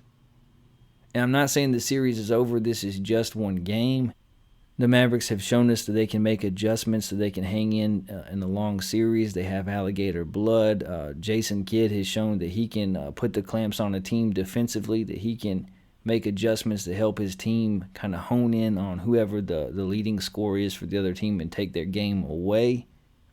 But that's the problem when you play the Warriors. Because if you blitz Steph Curry, he gets it over to Draymond, who drives hard into the lane and then has 2 or 3 guys to kick out to. They can make 3-point shots. You don't just have Steph Curry. You have Klay Thompson, who's back now. You have Jordan Poole, who's playing very well. Otto Porter can step in and make a 3-point shot. Kevon Looney can grab offensive rebounds against this team. He's a tremendous passer. The Warriors just have a bunch of dudes. They have a bunch of players. And the thing is, in the first quarter, the Mavericks got any shot they wanted. They took 1 million open 3-point shots and missed them all. I don't expect for that to happen. It's a long series. The Warriors dominated game 1. They're up 1-0, with game 2 coming tomorrow out in the Bay. But it's a long series, and it's far from over. I do think the Warriors will win. I expect that Luka Doncic will be aggressive and will have some big games in this series. But Andrew Wiggins did an amazing job guarding him in Game 1. I did not understand when Steve Kerr said that Andrew Wiggins would be the primary defender on Luka. Why in the world it would not be Draymond Green? I know you want to keep Draymond out of foul trouble, and he's an important part of the team. You need him not just on defense, but in the fast break and on offense, and he's kind of a point forward at times. But he's also one of the best defenders in the league. And he's annoying as heck. And I thought that he would be the guy to guard Luka, but Andrew Wiggins did a phenomenal job. He didn't allow Luka to body him. And then here's the thing that the Warriors did that made a difference. They gave Luka a lot of different looks. They switched up to a box and one. They switched up to a zone defense. They allowed people to switch. Everybody on their team can switch. But also, they made Luka play defense. They went at Luka hard. Anytime Andrew Wiggins got the ball and Luka was on him, he blew right by him. He went right by him. Andrew Wiggins has an explosive first step, and as good as Luka is, one thing he does not do well is play defense. Coming into the series, I heard a lot of people say, well, the Mavericks are just going to switch until they get a matchup of Luka on Steph, and they're going to take advantage of it. They're going to go at Steph every time. Steph Curry was showing on screens and dipping out, and letting Kevon Looney guard him, letting Draymond guard him, letting Wiggins guard him, letting Otto Porter guard him, letting Klay guard him. And a couple of times when Steph did get matched up on him, he actually held his own. He blocked his shot once. He took the ball out of his arms another time. The same cannot be said for Luka in Game 1. His defense was as bad individually as any NBA superstar I've ever seen in a playoff game. I'm serious. I'm not exaggerating. I'm not a Luka hater. I think he's a tremendous player. I love watching him play, but it was bad. And if the Warriors keep making him guard and keep going at him, it makes things difficult because the Mavs can't bring over help defense. They have to leave him on an island because if you bring over help, then the Warriors are hitting threes instead of twos. So that's something that Jason Kidd's going to have to figure out. And Luka's going to have to step up on defense. Another thing that Luka was doing that was not helpful to his team. He tends to be a complainer. He tends to be somebody that always has an ongoing conversation with the officials, complaining about foul calls. And there's always going to be some fouls that are missed. But hey, I counted 4 different occasions where Luka wanted a foul call. He didn't get it. He stayed down on the other end of the court arguing with the referee. And before he ended up crossing half court, the Warriors had hit a 3, had gotten a layup, had gotten a dunk. 10 points. They scored 10 points because Luka Doncic, the best player of the Mavs, was arguing with an official. And you got to be better than that. You got to be more mature than that if you want to have a chance to win in this series. I'm a Warriors fan. I enjoyed Game 1. I can't wait to watch Game 2. If the Warriors win the first 2 games, they're going to be in great position. They need to do what Miami could not do and protect home court. But even if they win those first 2 games, I still expect for this to be a long series. I don't expect it to be a sweep. I don't think it will be 5 games. I think it will be at least 6. I expect the Mavs to rebound. They've shown that they can do that. They're a resilient team. Luka is a phenomenal player. He's going to play better. But Steph Curry, who's much maligned this playoff series, he got drugged through the mud in the Memphis series, even though he averaged like 28 points a game. He had 21 points on a night where he didn't shoot phenomenally, but he had 21 points and 12 rebounds in 3 quarters. And he and Klay sat out the entire 4th quarter and got rest. That was huge for the Warriors. We'll see what happens tomorrow. And before we move on from sports tonight, I want to do something that we do every offseason, and that's give our In the Shed with Wes Anderson top 10 NFL quarterbacks. This is one of the things that we do where we get more hate mail than almost anything else. People will be rage listening to this part of our podcast all over the country and probably in a few other countries as well. And look, I want to hear your feedback. Tell me how badly I messed up and how awful my list is. Tell me what your list would be. Email the show at intheshedwithwes@gmail.com. Get at us on Twitter at intheshed4. We do this every year. This is not a top 10 list for career. This is not about all-time positioning or accomplishments. It's about what quarterbacks are in a position and are best prepared to be the best on the field this upcoming season. And this is how we see things. Our lists that we make are always different than anybody else. It's part of what makes our show phenomenal. It's why we're growing. And here is our list. At number 10, we have Justin Herbert. I wish his name were pronounced Air Bear because that would be fun to say, but it's Herbert. And Justin Herbert with the Chargers is a quarterback who is one of the best young quarterbacks in the game. He's got a great arm. He has good field vision. He can make all the throws on the field. He's getting better and better, but he's got to put together an entire season. He's got to win more football games. We need to see him in the playoffs. He's number 10 on our list. Number 9, we have Kyler Murray. Kyler Murray is one of the best dual-threat quarterbacks in the league. And he's not really a running quarterback. People say that all the time because he can run. Kyler Murray is a passing quarterback who scrambles really well and whose speed allows him to get outside of the pocket and head downfield. And that's 2 different things. What keeps him from being higher on this list is that there are legitimate questions about his leadership. And because he's like 5'7" and weighs like 145 pounds, he wears out. He wears out. Look at the seasons he's played for the Cardinals. Look at how he starts the season. Look at how he finishes. There is such a great disparity that until that improves, until we see him put together a complete season, he just can't be much higher on this list. A lot of talent, but he just can't be much higher on this list. Number 8, the perennially underrated, unappreciated Derek Carr. Did you think I was going to say Kirk Cousins? Because if so, then I don't know what you're into tonight, but I wouldn't recommend doing it again. Derek Carr is number 8. Derek Carr has turned into a reliable franchise quarterback.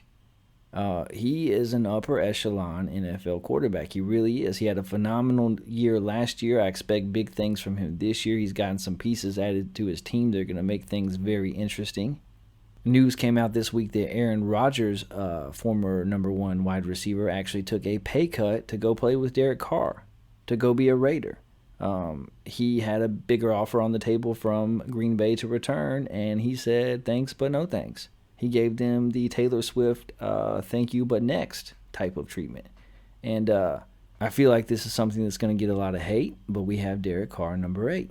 Number 7 on our list is the most electric quarterback in the league, the human blur, Lamar Jackson. LJ is the most unpredictable and fun player to watch since Michael Vick. He really is. I think that he might be Michael Vick, but a better passer. And he certainly has improved as a passer. He's definitely a top 10 runner in the league. Not a top 10 running quarterback, but a top 10 runner. And he needs to be more consistent in his reading of defenses. He certainly has room to improve, but he can throw a good deep ball. He's an impeccable leader. He is a competitor, bar none, and he checks in at number 7 on our list. Number 6, Joey Bag of Donuts, Joe Burrow in Cincinnati. All he does is win. All he does is win. If Joe Burrow is healthy, then his team has a chance. To take that Cincinnati team to the Super Bowl and to almost win the whole thing was remarkable. I did not think that Joe Burrow would be this good of an NFL quarterback, but he is. He already is. He's a phenomenal player. He's progressed year over year. I expect big things out of him the rest of his career. I don't doubt him any longer. He's number 6 on our list. From 5 down, we're going to get into some area where we will receive a lot of hate, including our selection for number 5, Matthew Stafford. Yeah, we have Matthew Stafford as the 5th best quarterback this season in the NFL. For many years, Matthew Stafford was talked about as though he were a James Harden. That he was a stat compiler. Yes, he throws for a ton of yards. Yes, he has a good completion percentage. Yes, he throws a lot of touchdowns. He compiles stats, but he doesn't win. He's not a winning quarterback. Hey, it turns out he just played for the Lions, okay? He just played for the Lions. The first year the man gets out of Detroit and gets on a quality football team, he wins the world championship. And I know that he had a wonderful defense and a fantastic coach and wide receivers, but so do other teams. Matthew Stafford is the one that got it done. And he's number 5 on our list. Number 4 on our list, Thomas Edward Brady. And I added the disclaimer before we gave the list that this was not a Lifetime Achievement Award. This is for this season because people will get angry that we have Tom Brady solo on our list. He's number 4. Look, he's still a very good NFL quarterback. The last time we saw the man on the field, he played very well all season long for Tampa Bay. They had injuries in the playoffs. They fell short. He's still a very good NFL quarterback, even at like 40,000 years old. I'm sore from folding laundry at 32 and feeling like I'm in good shape because I go to the cardiologist and there's a bunch of old people in the waiting room. Meanwhile, Tom Brady is competing with the best athletes in the entire world. It's insane. It doesn't make any sense. No doubt he's less than what he was in his prime at this point. But he hasn't fallen off yet. He has not had the Peyton Manning experience. He's not Drew Brees. he still has gas left in the tank, and he is number 4. At number 3 on our list, we did something that I absolutely despise, and I'm solely responsible. I am the man in charge. This is my shed after all. I did it anyway, because when I sat down to make this list, it was difficult. So I actually made a 3B and a 3A. The third spot is split between two guys that I couldn't necessarily separate or decide for this season for different reasons, but I gave one of them a very, very, very slight edge. At number 3B, I have Aaron Rodgers. Look, Aaron Rodgers, many people will tell you that he's one of the most talented quarterbacks to ever play in the game. He's won MVP a couple years in a row, but he had a home playoff game and couldn't put points on the board and didn't even look good. Didn't even come through for his team. He's kind of like Kyrie Irving. He's an exceptional talent, but he always thinks he's the smartest guy in the room. He tends to alienate those around him, and people are starting to get tired of it. He lost his number 1 receiver. He doesn't have the weapons that other players have. So even though he's a great quarterback, I think for this season there are others that are in better position to win and to win big. I gave him the 3B spot on our list. And 3A is Josh Allen. This is another quarterback that I doubted. I thought that he was overrated and overhyped, that he wouldn't pan out. And I'm wrong. I'm right a lot, but on this I was wrong, because Josh Allen is a phenomenal NFL quarterback. He's mobile. He can move in the pocket. He can turn it upfield. He can throw the deep ball. He's gotten a whole lot better at reading defenses. He also is an elite competitor, just like I said about Lamar Jackson. Josh Allen, I give a slight edge because I think that he has a team with a better defense, with a better overall coaching staff. He has more weapons than Aaron Rodgers does. Josh Allen is at 3A. Number 2 on our list, Russell Wilson Jr. the third. Russell Wilson. I'm telling you guys, you have forgotten how good Russell Wilson is. These last several years when he has been playing behind a middle school offensive line, he's been sacked 5,100 times. He has a coach that refuses to let him throw the football, that doesn't draft weapons or sign weapons in the offseason. You've forgotten how elite Russell Wilson is. Russell Wilson gets the Steph Curry treatment. He's an all-time great, and he gets treated as though, he's pretty good. No, Russell Wilson is an elite quarterback in this league, and you're going to be reminded of that this season. It might take a little bit of time to adjust in Denver, but I expect big things from Russell Wilson. I think that he has some underrated quality targets on that team, and I have him number 2 on our list, which means that the number 1 NFL quarterback, the very best NFL quarterback, is Patrick Mahomes. And this is a combination of what I expect out of him, what he produces on the field, the improvements that he's made in his football IQ, his ability in sealing, the way that he puts up points, the way that he can make all the throws, how creative he is. I just think that Patrick Mahomes is the best NFL quarterback in the game today, and he plays in probably the toughest division in the league. And I don't know, with his top target also leaving and going to Miami, I don't know what things will look like for his offense. They're going to have to make adjustments. I think that in some ways the Chiefs as a team will take some steps back this year, but I think Patrick Mahomes will still light it up. And I think he'll show and he'll remind folks why he's the best quarterback going. He's number 1 in the league, and that's our list. Number 10, Justin Herbert. Number 9, Kyler Murray. Number 8, Derek Carr. Number 7, Lamar Jackson. Number 6, Joe Burrow. Number 5, Matthew Stafford. Number 4, Tom Brady. 3B, Aaron Rodgers. 3A, Josh Allen. 2, Russell Wilson. And 1, Patrick Mahomes. So I know this is going to be controversial. People are going to rake me over the coals. That's fine. That's fine. We got room for you. If you disagree, we got room for you. Get at us. Email the show at intheshedwithwes@gmail.com. Find us on Twitter at InTheShed4. I would love to hear what you think about our rankings. That's all for the news in the world of sports. Let's switch to the world of the paranormal, where our first story takes us to Washington, D.C. Congress holds first public UFO briefing in 50 years. Yeah, that's right, my babies. We're going to talk some aliens. We're going to talk some extraterrestrials, some UFOs. I refuse to call them UAPs. Or will we?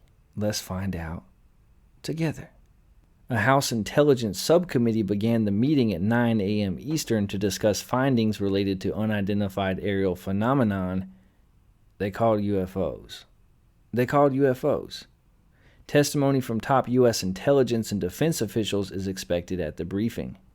It's the first hearing since 1969 closure of the Air Force's Project Blue Book, which tried to determine the source of UFO encounters or sightings. Before that, several hearings were held throughout the 50s and 60s about unusual aerial sightings.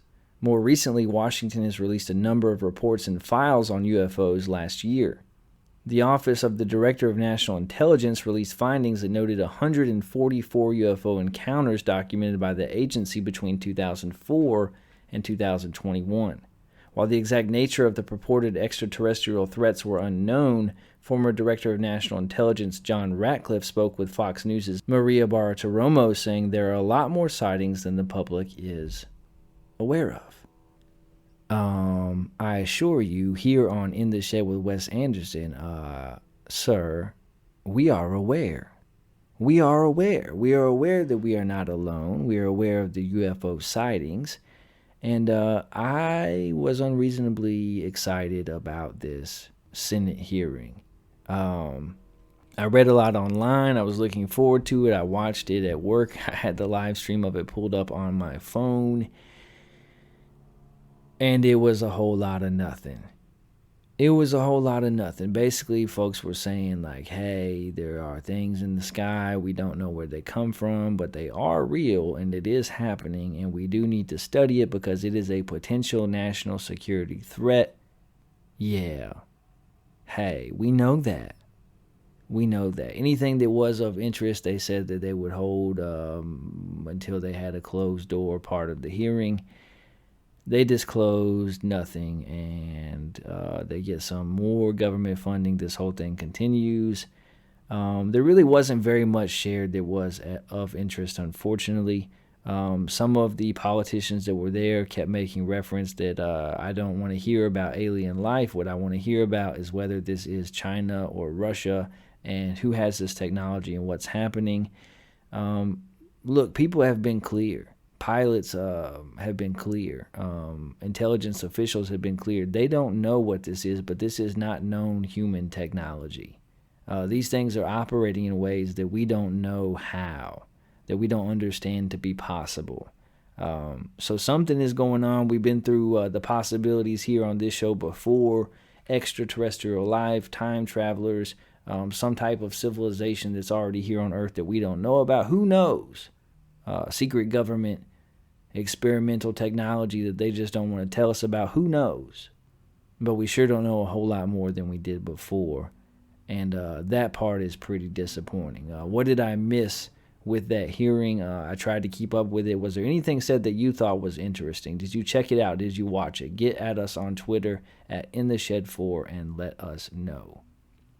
From Washington, D.C., we go to the ocean for our next story. Whale sharks keep crashing in to ships. The ocean's gentle giants are being wiped out by human activity, new research shows. The spotted fish, which are sharks and not whales, I don't believe in whales. I don't even think whales are real. That's a different. We'll talk about that one day on the show. Whales aren't even a real thing, so I know that they are fish. Whale sharks are fish. But anyway. The spotted fish are fugly. That is not very that is not very kind of you to say in a cute way. Okay, you try to make it better. And are also surprisingly docile despite their intimidating size. They like the Chris Christie of the sea. Whale sharks are the Chris Christie. This is the type of news that you come to In the Shed with Wes Anderson for. You now know that whale sharks are the Chris Christie of the sea because they have intimidating size, but are actually no threat at all. Unless you're a hot dog. I mean, I digress. Whale sharks are the largest fish in the ocean and can grow to 40 feet or more, but they're no match for even bigger boats. So thanks to the global shipping industry, they're turning into the ocean's roadkill. And that's sad. A new report in the Proceedings of the National Academy of Sciences found that the international shipping industry is hurting the already endangered species. For decades, researchers were unsure as to why populations of whale sharks were seemingly reducing around the world. Their numbers have decreased 50% in the last 75 years. 50% in 75 years. How come I never see a sponsor the whale sharks commercial late at night when I'm on the couch eating popcorn? It's always save the tigers, save the elephants. Apparently, the whale sharks are very much in danger, and I would rather contribute $15 over the course of a year, 35 cents a day, whatever it is, to save the whale shark, than I would an elephant. And you can hate me for that. I'm not against elephants. I am an Auburn fan, but I just want to protect the fish. Okay? I just want to keep them safe. You heard about my aquarium last week. I just want to protect the Chris Christie of the sea. To unravel this mystery, scientists from 50 research institutions around the world and universities collaborated to track ships and sharks throughout the oceans to understand the possibility of collisions between the two. They looked at data from tagged sharks from 2005 to 2019, analyzing the movements of 300 whale sharks along shipping routes in the Indian, Pacific, and Atlantic Oceans. Sadly, the sharks they studied were constantly in the path of shipping vessels. In fact, about 90% of their movement occurred near shipping activity. They found that tagged transmissions were more likely to end in areas with higher shipping vessel traffic. Some of the tags recording depths as well as locations showed the whale sharks moving into shipping lanes and then sinking slowly to the seafloor hundreds of meters below, which is the smoking gun of a lethal ship strike, David Sims, senior research fellow at the Marine Biomedical Association and University of Southampton, said in a press release. It's sad to think that many deaths of these incredible animals have occurred globally due to ships without us even knowing to take preventative measures. Like, don't run into them what do you do? Like, you just, on the highway, you have a watch out for deer sign. Like, hey, post some of those. Watch out for these enormous fish because they're more important than your cargo in 90% of the circumstances. These huge sharks like to hang out near surface waters, which increases their chances of being hit, or at the bottom or side of large vessels. They're also pretty slow swimmers. They're slow to react, and they migrate often, very much like Chris Christie. I'm telling you, the Chris Christie of the sea, which increases their risk of coming in contact with ships. In the report, the researchers note that many of the shark deaths go unreported because the sharks sink to the bottom of the ocean when they die. Losing whale sharks has ripple effects beyond just the loss of these majestic creatures. These huge fish mainly feed on microscopic marine animals called zooplankton. I guess it's good for the business of the Krusty Krab. They regulate the plankton levels in their surroundings, which help stop harmful algae blooms. There are regulations in place to protect whale sharks from commercial fishing, but there are no international regulations on shipping vessels related to shark migration, according to the team. They argue that governments should make efforts to save whale sharks from shipping vessel movements by rerouting some shipping traffic. They emphasize intervening before it's too late so that these sharks can also stand a chance against other impending threats, including shifting ocean conditions from climate change. So, my guess is people don't care. And I hate to say that. I do care. I'm a very caring individual. On this show, we want to save the whale shark. Let me be clear. In the Shed with Wes Anderson is in support of protecting the whale shark. But I don't see governments rerouting ships. I just don't see that happening. My idea of putting up some signs, I think, would be helpful. And I just wonder when these ships are hitting these whale sharks if it's on purpose.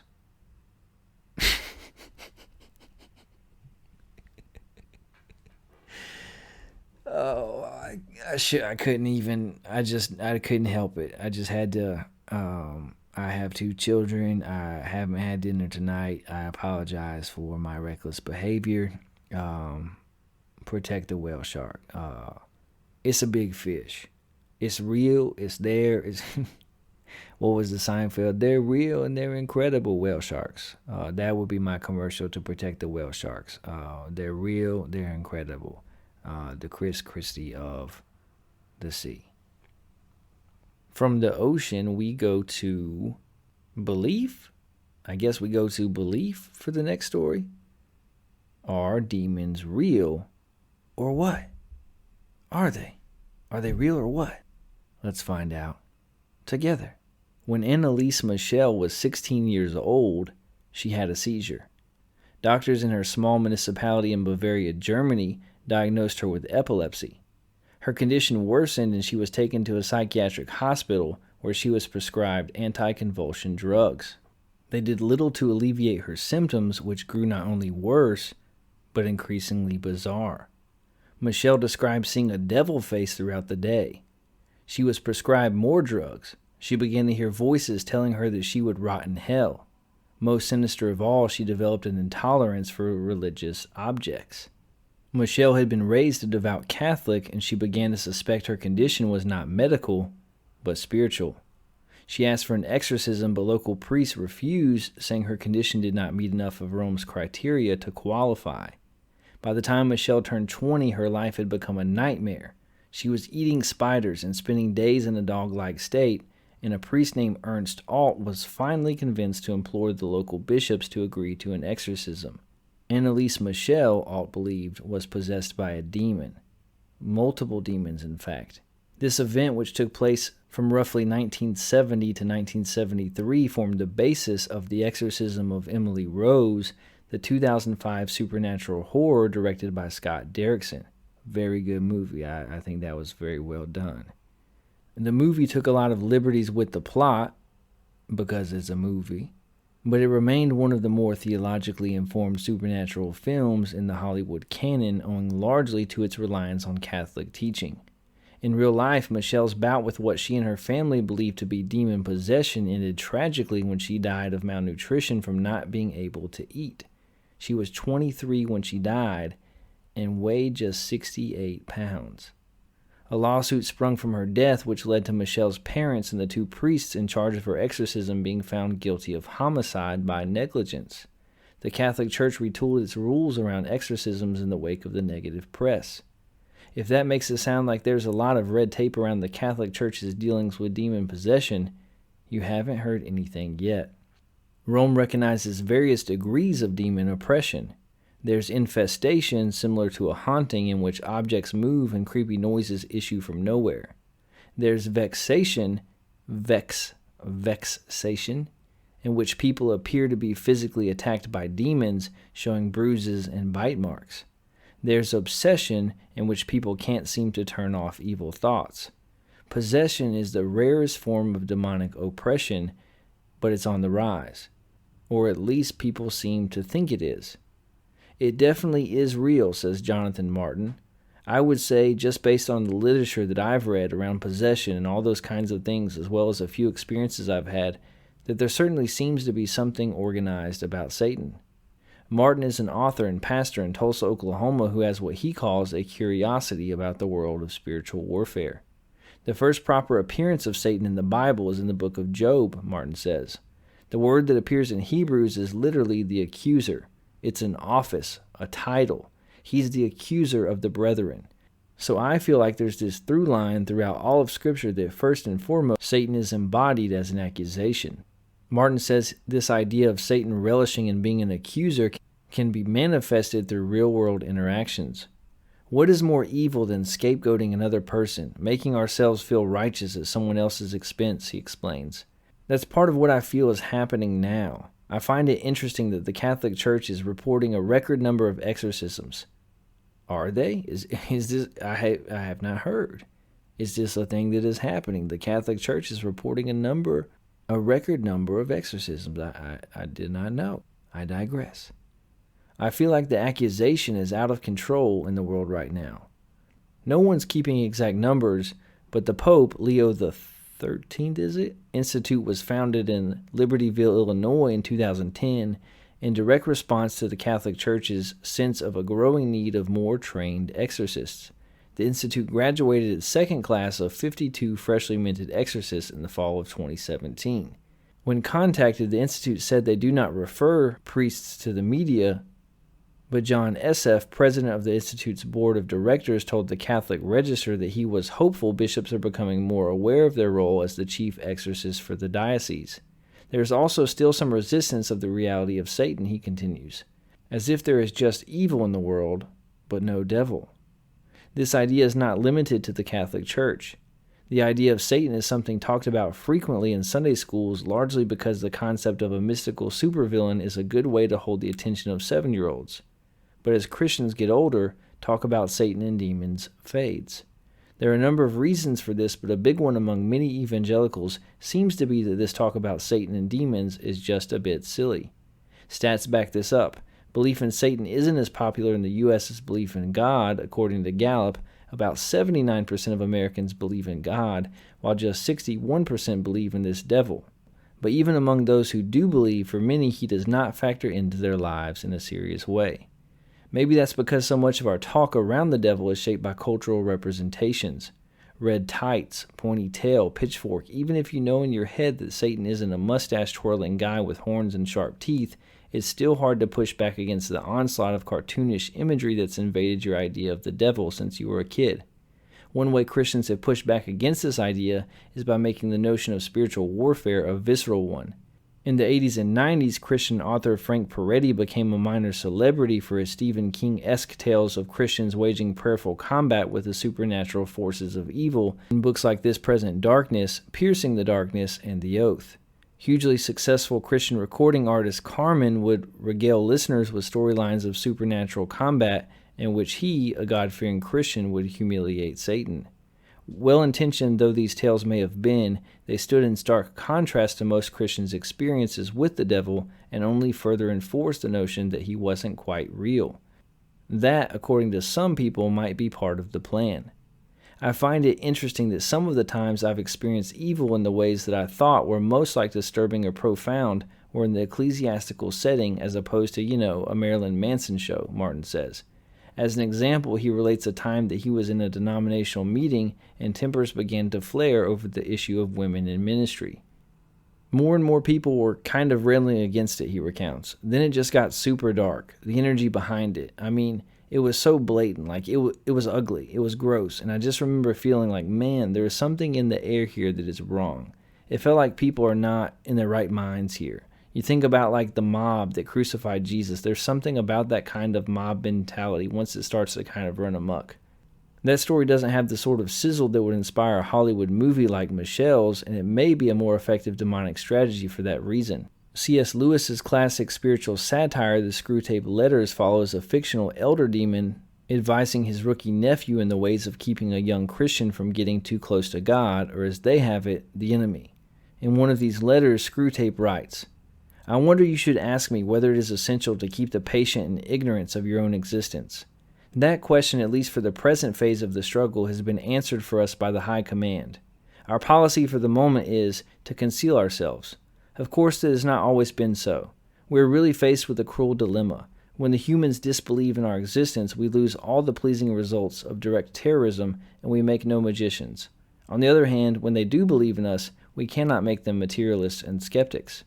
This, according to Martin, is the real heart of any conversation about demonic oppression. Not spinning heads and crucifixes, but the lack thereof.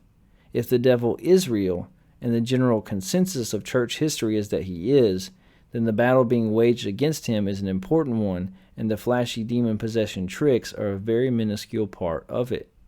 For his incendiary place in pop culture, the Bible speaks very little of the devil. Revelation spins a dramatic origin story of an angel who fell from heaven, taking a third of the angels with him. Jesus is tempted by Satan in the desert and casts out his fair share of demons, once memorably into a herd of pigs. And there's the occasional wild detail in there. In the Old Testament, Daniel speaks with an angel who claimed that he was waylaid from answering prayers for 21 days while he and the archangel Michael contended with a prince of Persia, something biblical scholars believe is a reference to a demon. But for the most part, the Bible's focus tends towards things that seem comparatively mundane. For humans at least, the battle against Satan does not often look like exorcisms. Submit yourselves therefore to God. Resist the devil and he will flee from you, says James 4:7, making victory over Satan sound about as complicated as losing weight. The Chris Christie of the sea. That, according to Martin, is the point, although we often tend to focus too much on the latter and not enough on the former. This submission to God is the key part, he says. I think mostly in terms of how spiritual warfare is accomplished is mostly through spiritual disciplines that cause us to come into a deeper place of surrender to God. Yeah, so I thought that was an interesting story. Somebody that listens to the show, send it in to us. You're always welcome to do that. You can email stories or ideas or things that you would like to see covered to us at intheshedwithwes@gmail.com, or you can DM us on Twitter at intheshed4. And I thought it would be an interesting topic to talk about. Are demons real? Is the devil merely an archetype that represents all that is wrong with the world and all the evil that does exist? Or is it an actual real being? I would love to know what you think. I would love to get feedback from you about this. Maybe we'll do a poll after this episode goes live on Twitter and ask this question. I gotta tell you, and if you disagree with me, that is okay. We have room for all of you here on In the Shed, no matter what you believe. But I feel like demonic possession is a real thing. I really do. I feel like it's a real thing. And I do think that it gets mislabeled. I think that there are often times, especially back in the day before medicine and psychology and science had progressed, where if somebody had a migraine or if somebody had epilepsy or a host of other illnesses, that they would be labeled as being possessed with a demon. And it just so happened they needed treatment that didn't exist yet. I think that probably still happens today. But I think if that's the case, we have to also consider that the inverse might be true.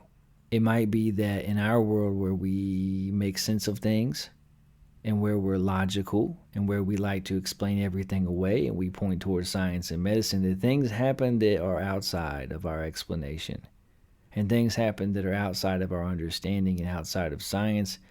And I think sometimes, in rare cases, people are labeled as mentally ill or as having issues that really is a spiritual issue.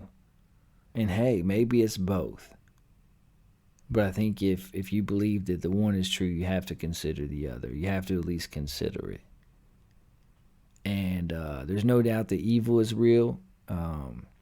There's no doubt that we see it in our world all the time. We live in a fallen place.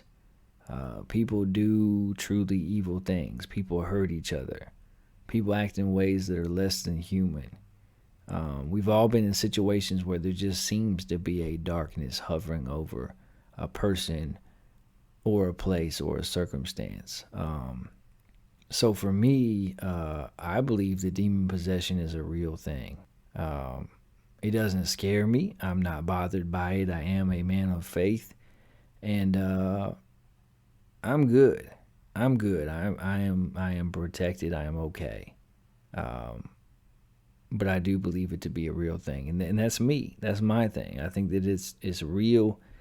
I think that if you are not careful and if you seek those things out, if you seek darkness out, you'll find it. If you seek out light, you will find it. And I'm trying to stay far away from the darkness, okay?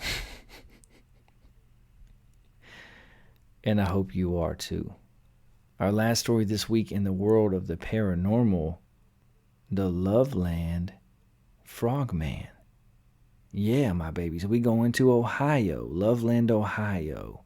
We moving from belief into Ohio. We going from demons to a frog man. because that's what you can expect when you are listening to the best in politics, sports, and the paranormal. The legend of the Loveland Frog Man can be traced back to the post-war era, to the rocking 50s. Stories started popping out, tales that differed slightly from one another, about a massive frog causing all manner of mischief. Oh boy. Urban legends that seem far-fetched but are incredibly exciting and fun to spread.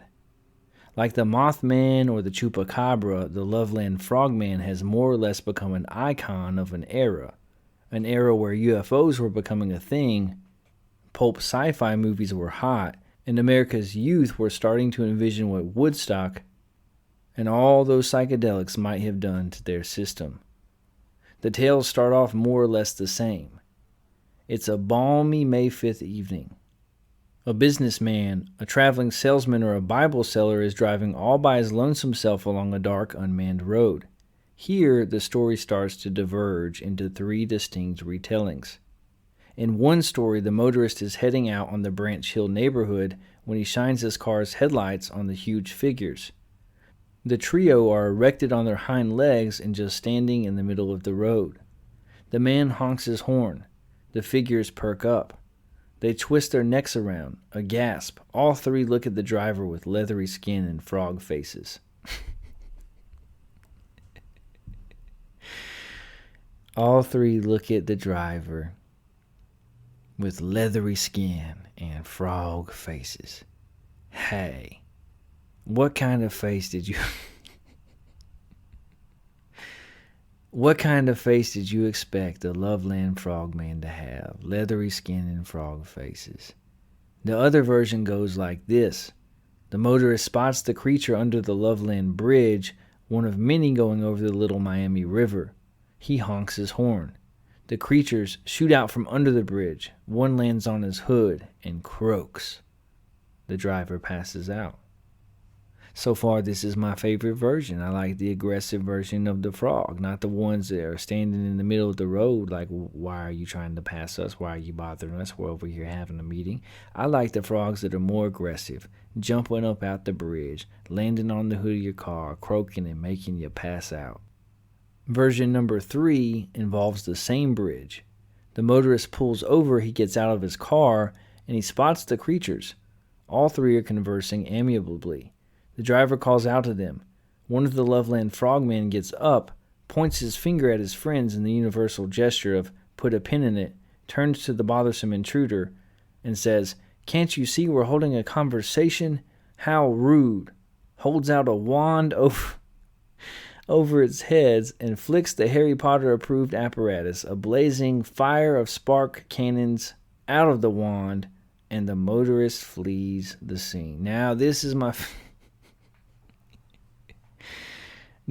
favorite version of the story now. The frog is like, hey, we're having a conversation here. How rude. And then he pulls out a wand. I don't know where he got the wand from. I don't know. He's some type of magical creature.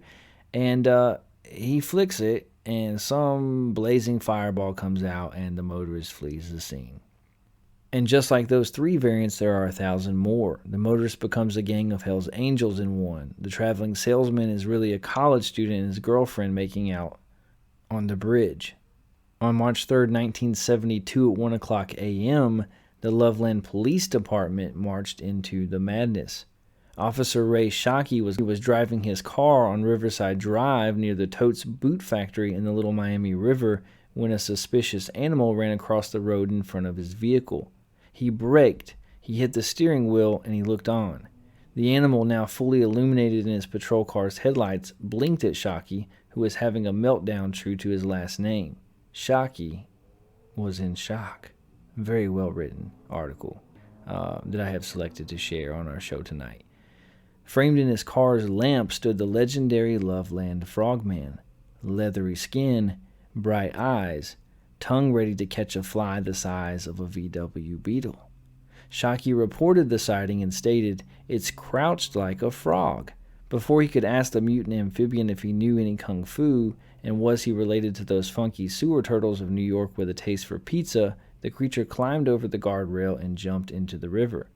2 weeks after that wild incident, a second Loveland police officer, Mark Matthews, did Shockey a solid and reported seeing an unidentified animal similar in height and facets near the same road. Matthew, a man that wasn't known to overthink things, came out of his car guns blazing. He shot the animal right between the eyes and double-tapped it, just to be certain the Loveland Frog Man was on an express trip to the lily pad up in the sky. Matthews then dragged the body into his car. The man wanted to show Shockey his catch of the day. According to Matthews, it was a large iguana about 3 or 3.5 feet long, and he didn't immediately pinpoint the creature's ID because it was missing its tail, not a freaking Loveland Frog Man. It either got loose or was released when it grew too large, Matthews, dreaming up a scenario in which the iguana had been someone's pet. Matthews showed Shockey the animal, and the shocked Shockey confirmed it was what he had seen out there that dark day. Matthews retold the incident to an author of a book about urban legends, but stipulated the author omitted the part that confirmed that the creature was an iguana rather than a frogman. The Loveland Frogman seems to have a busy schedule. Sightings of the Loveland Frogman abound to this day. A great deal of them are hoaxes or kids sampling the frogman's hallucinogenic siblings. Sightings of the creature have inspired all manner of folktales and urban legends, even to the point that Old Froggy actually has a yearly festival in his name. And, we have made it our goal on this show to be invited, not just to show up, but to be invited. We deserve an invite, to be invited to a Bigfoot festival. And now I'm wondering if we have set our aim too low. Because maybe we should be invited to the Loveland Frog Man Festival. I need details about what this thing is. What happens at a Frogman Festival? I don't know. In August 2016, the whole farcical and outlandish chronology of the Loveland Frogman took yet another turn into the land of the wacky. A local Cincinnati TV station reported that a night of fun turned into a chilling tale of horror. People glued to the television screen, ready to pop some popcorn and pop a pop for the pop culture pat-down that was coming their way. That was terribly... I'm not sure how I read that. I'm really good at what I do. I just read to pop some popcorn and pop a pop for the pop culture pat down. My first try without messing up. I'm a journalist. What can I say? The news anchor drilled on about the harrowing experience 2 teenagers had just lived through. 2 Pokemon Go enthusiasts were out hunting a Pikachu between Loveland Mattery Road and Lake Isabella when they came upon a real-life monster that did not fit into their pocket. The kids claimed that a giant frog near the lake stood up and walked on its hind legs. The real tragedy was that those fancy Pokeballs Nintendo included in their iOS platform did diddly squat to the immense amphibian. Nintendo's trendsetter was unable to catch the Loveland Frogman. Sometimes you simply can't catch them all, it seems. In May 2014, the Loveland Frog legend was made into a musical. Word? And look, I'm not even a fan of musicals. I cannot sit through an entire... Confession, this is not a popular opinion. I can't do all the singing. And I am somebody that walks through life singing all the time. My life is basically a musical. But I can't sit through an entire musical. It's just too much for me. If I know you and you're in it, I will come watch it and I'll have a good time supporting you. I don't do musicals. But a musical about the Loveland Frog Man? Hey. Buy my tickets. What do they cost? Do I have to sell a kidney? Because I probably won't do that. But I will do a lot to get there. And I want good seats too. I want, middle, in the front, but kind of toward the back, but in the front, but in the middle is what I would prefer. Yeah. And apparently it had decent reviews. So that's the story of the Loveland of the Loveland Frog Man. Apparently he is a 4-foot tall frog that walks on his 2 legs, and he's bipedal, I think they call it. The kids are calling it bipedal these days. And he lives in Ohio, and sometimes there's 3 of them, And they do things like stand in the road and have conversations, or jump on your car and croak at you, or just point a finger at you menacingly and say, "Hey, we're talking here."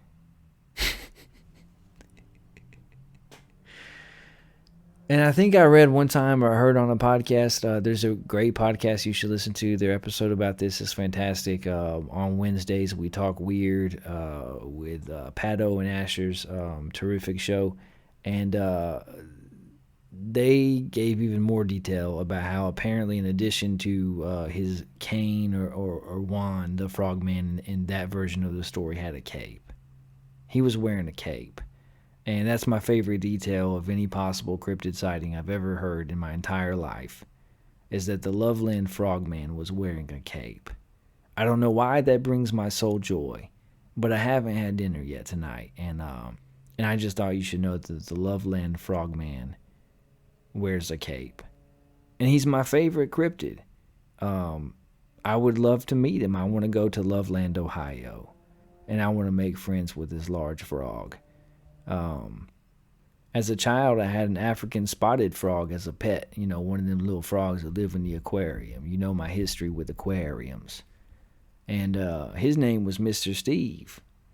But he let us call him Steve because that's what I would tell people. I was 4 years old. Hey, this is my frog, Mr. Steve. But on the low, he lets us call him Steve.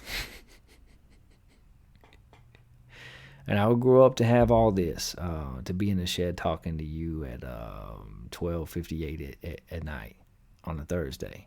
On a Thursday, shed go. Anyway, the Loveland Frog Man, he was seen by a police officer, and then another police officer claimed it was just an iguana. Hey, iguanas don't stand up on their hind legs. They don't wear capes. They don't croak. They don't talk. They don't travel in threes. There's something fishy about the attempt to just explain it away as a 3-foot iguana without a tail. You mean to tell me that your headlights shone on an iguana and you were terrified? You probably shouldn't have a gun and a badge. You thought that if it was a Komodo dragon, that would be understandable. Like, you see that in Ohio, like, that's enough to freak you out. But a 3-foot iguana, and you're in a squad car, and you're armed, and allegedly trained, yeah, I'm not buying it. I'm not buying what you're selling, big dog. I'm not stepping in what you're putting down, okay? You saw something, and you didn't want to be called crazy, so your buddy helped you out by saying, "Oh, I actually killed it. It was just an iguana. He was mistaken." And then you say, "Yeah, I think I was probably mistaken." You know you saw that glorious 4-foot-tall bipedal amphibian with a cane/wand and a cape. And the fact that you're trying to say you didn't is fishy. And I mean big fishy. I mean Chris Christie of the sea type fishy. And I told you that I believe the demon possession is probably real, and I'm going to tell you, I choose to believe in the Loveland Frog Man. That's my choice as an American citizen. And all of you listening in Russia, I'm sorry that you don't have the choice. My Indian brothers and sisters, you can choose to do what you want with this story, but I choose to believe in the Loveland Frog Man. And that's all there is to it. And hey, if you feel froggy, then leap. That's all for this week. You don't have to go home, but you can't stay here. I can't either. It's back in the house and out of the shed for me. Thanks again for listening to episode 40. Make sure to subscribe, like, share, and review. It really does help. If you have any paranormal experiences, opinions about sports, or politics that you'd like to share, you can email the show at intheshedwithwes@gmail.com. Again, that's intheshedwithwes@gmail.com. I might even read it on air. Look for us on Spotify, Stitcher, Apple Podcasts, iHeartRadio, the Good Pods app, or wherever you listen to podcasts. And make sure to follow us on Twitter at InTheShed4. Tune in again next week when we'll hit the headlines, talk some sports, and investigate together the phenomenon of feral children. This has been In the Shed with Wes Anderson, the best news show in the land covering politics, sports, and the paranormal. Have an adventurous and fulfilling weekend. I'll catch you tools later. Peace out, Boy Scout. Meemaw, we made it.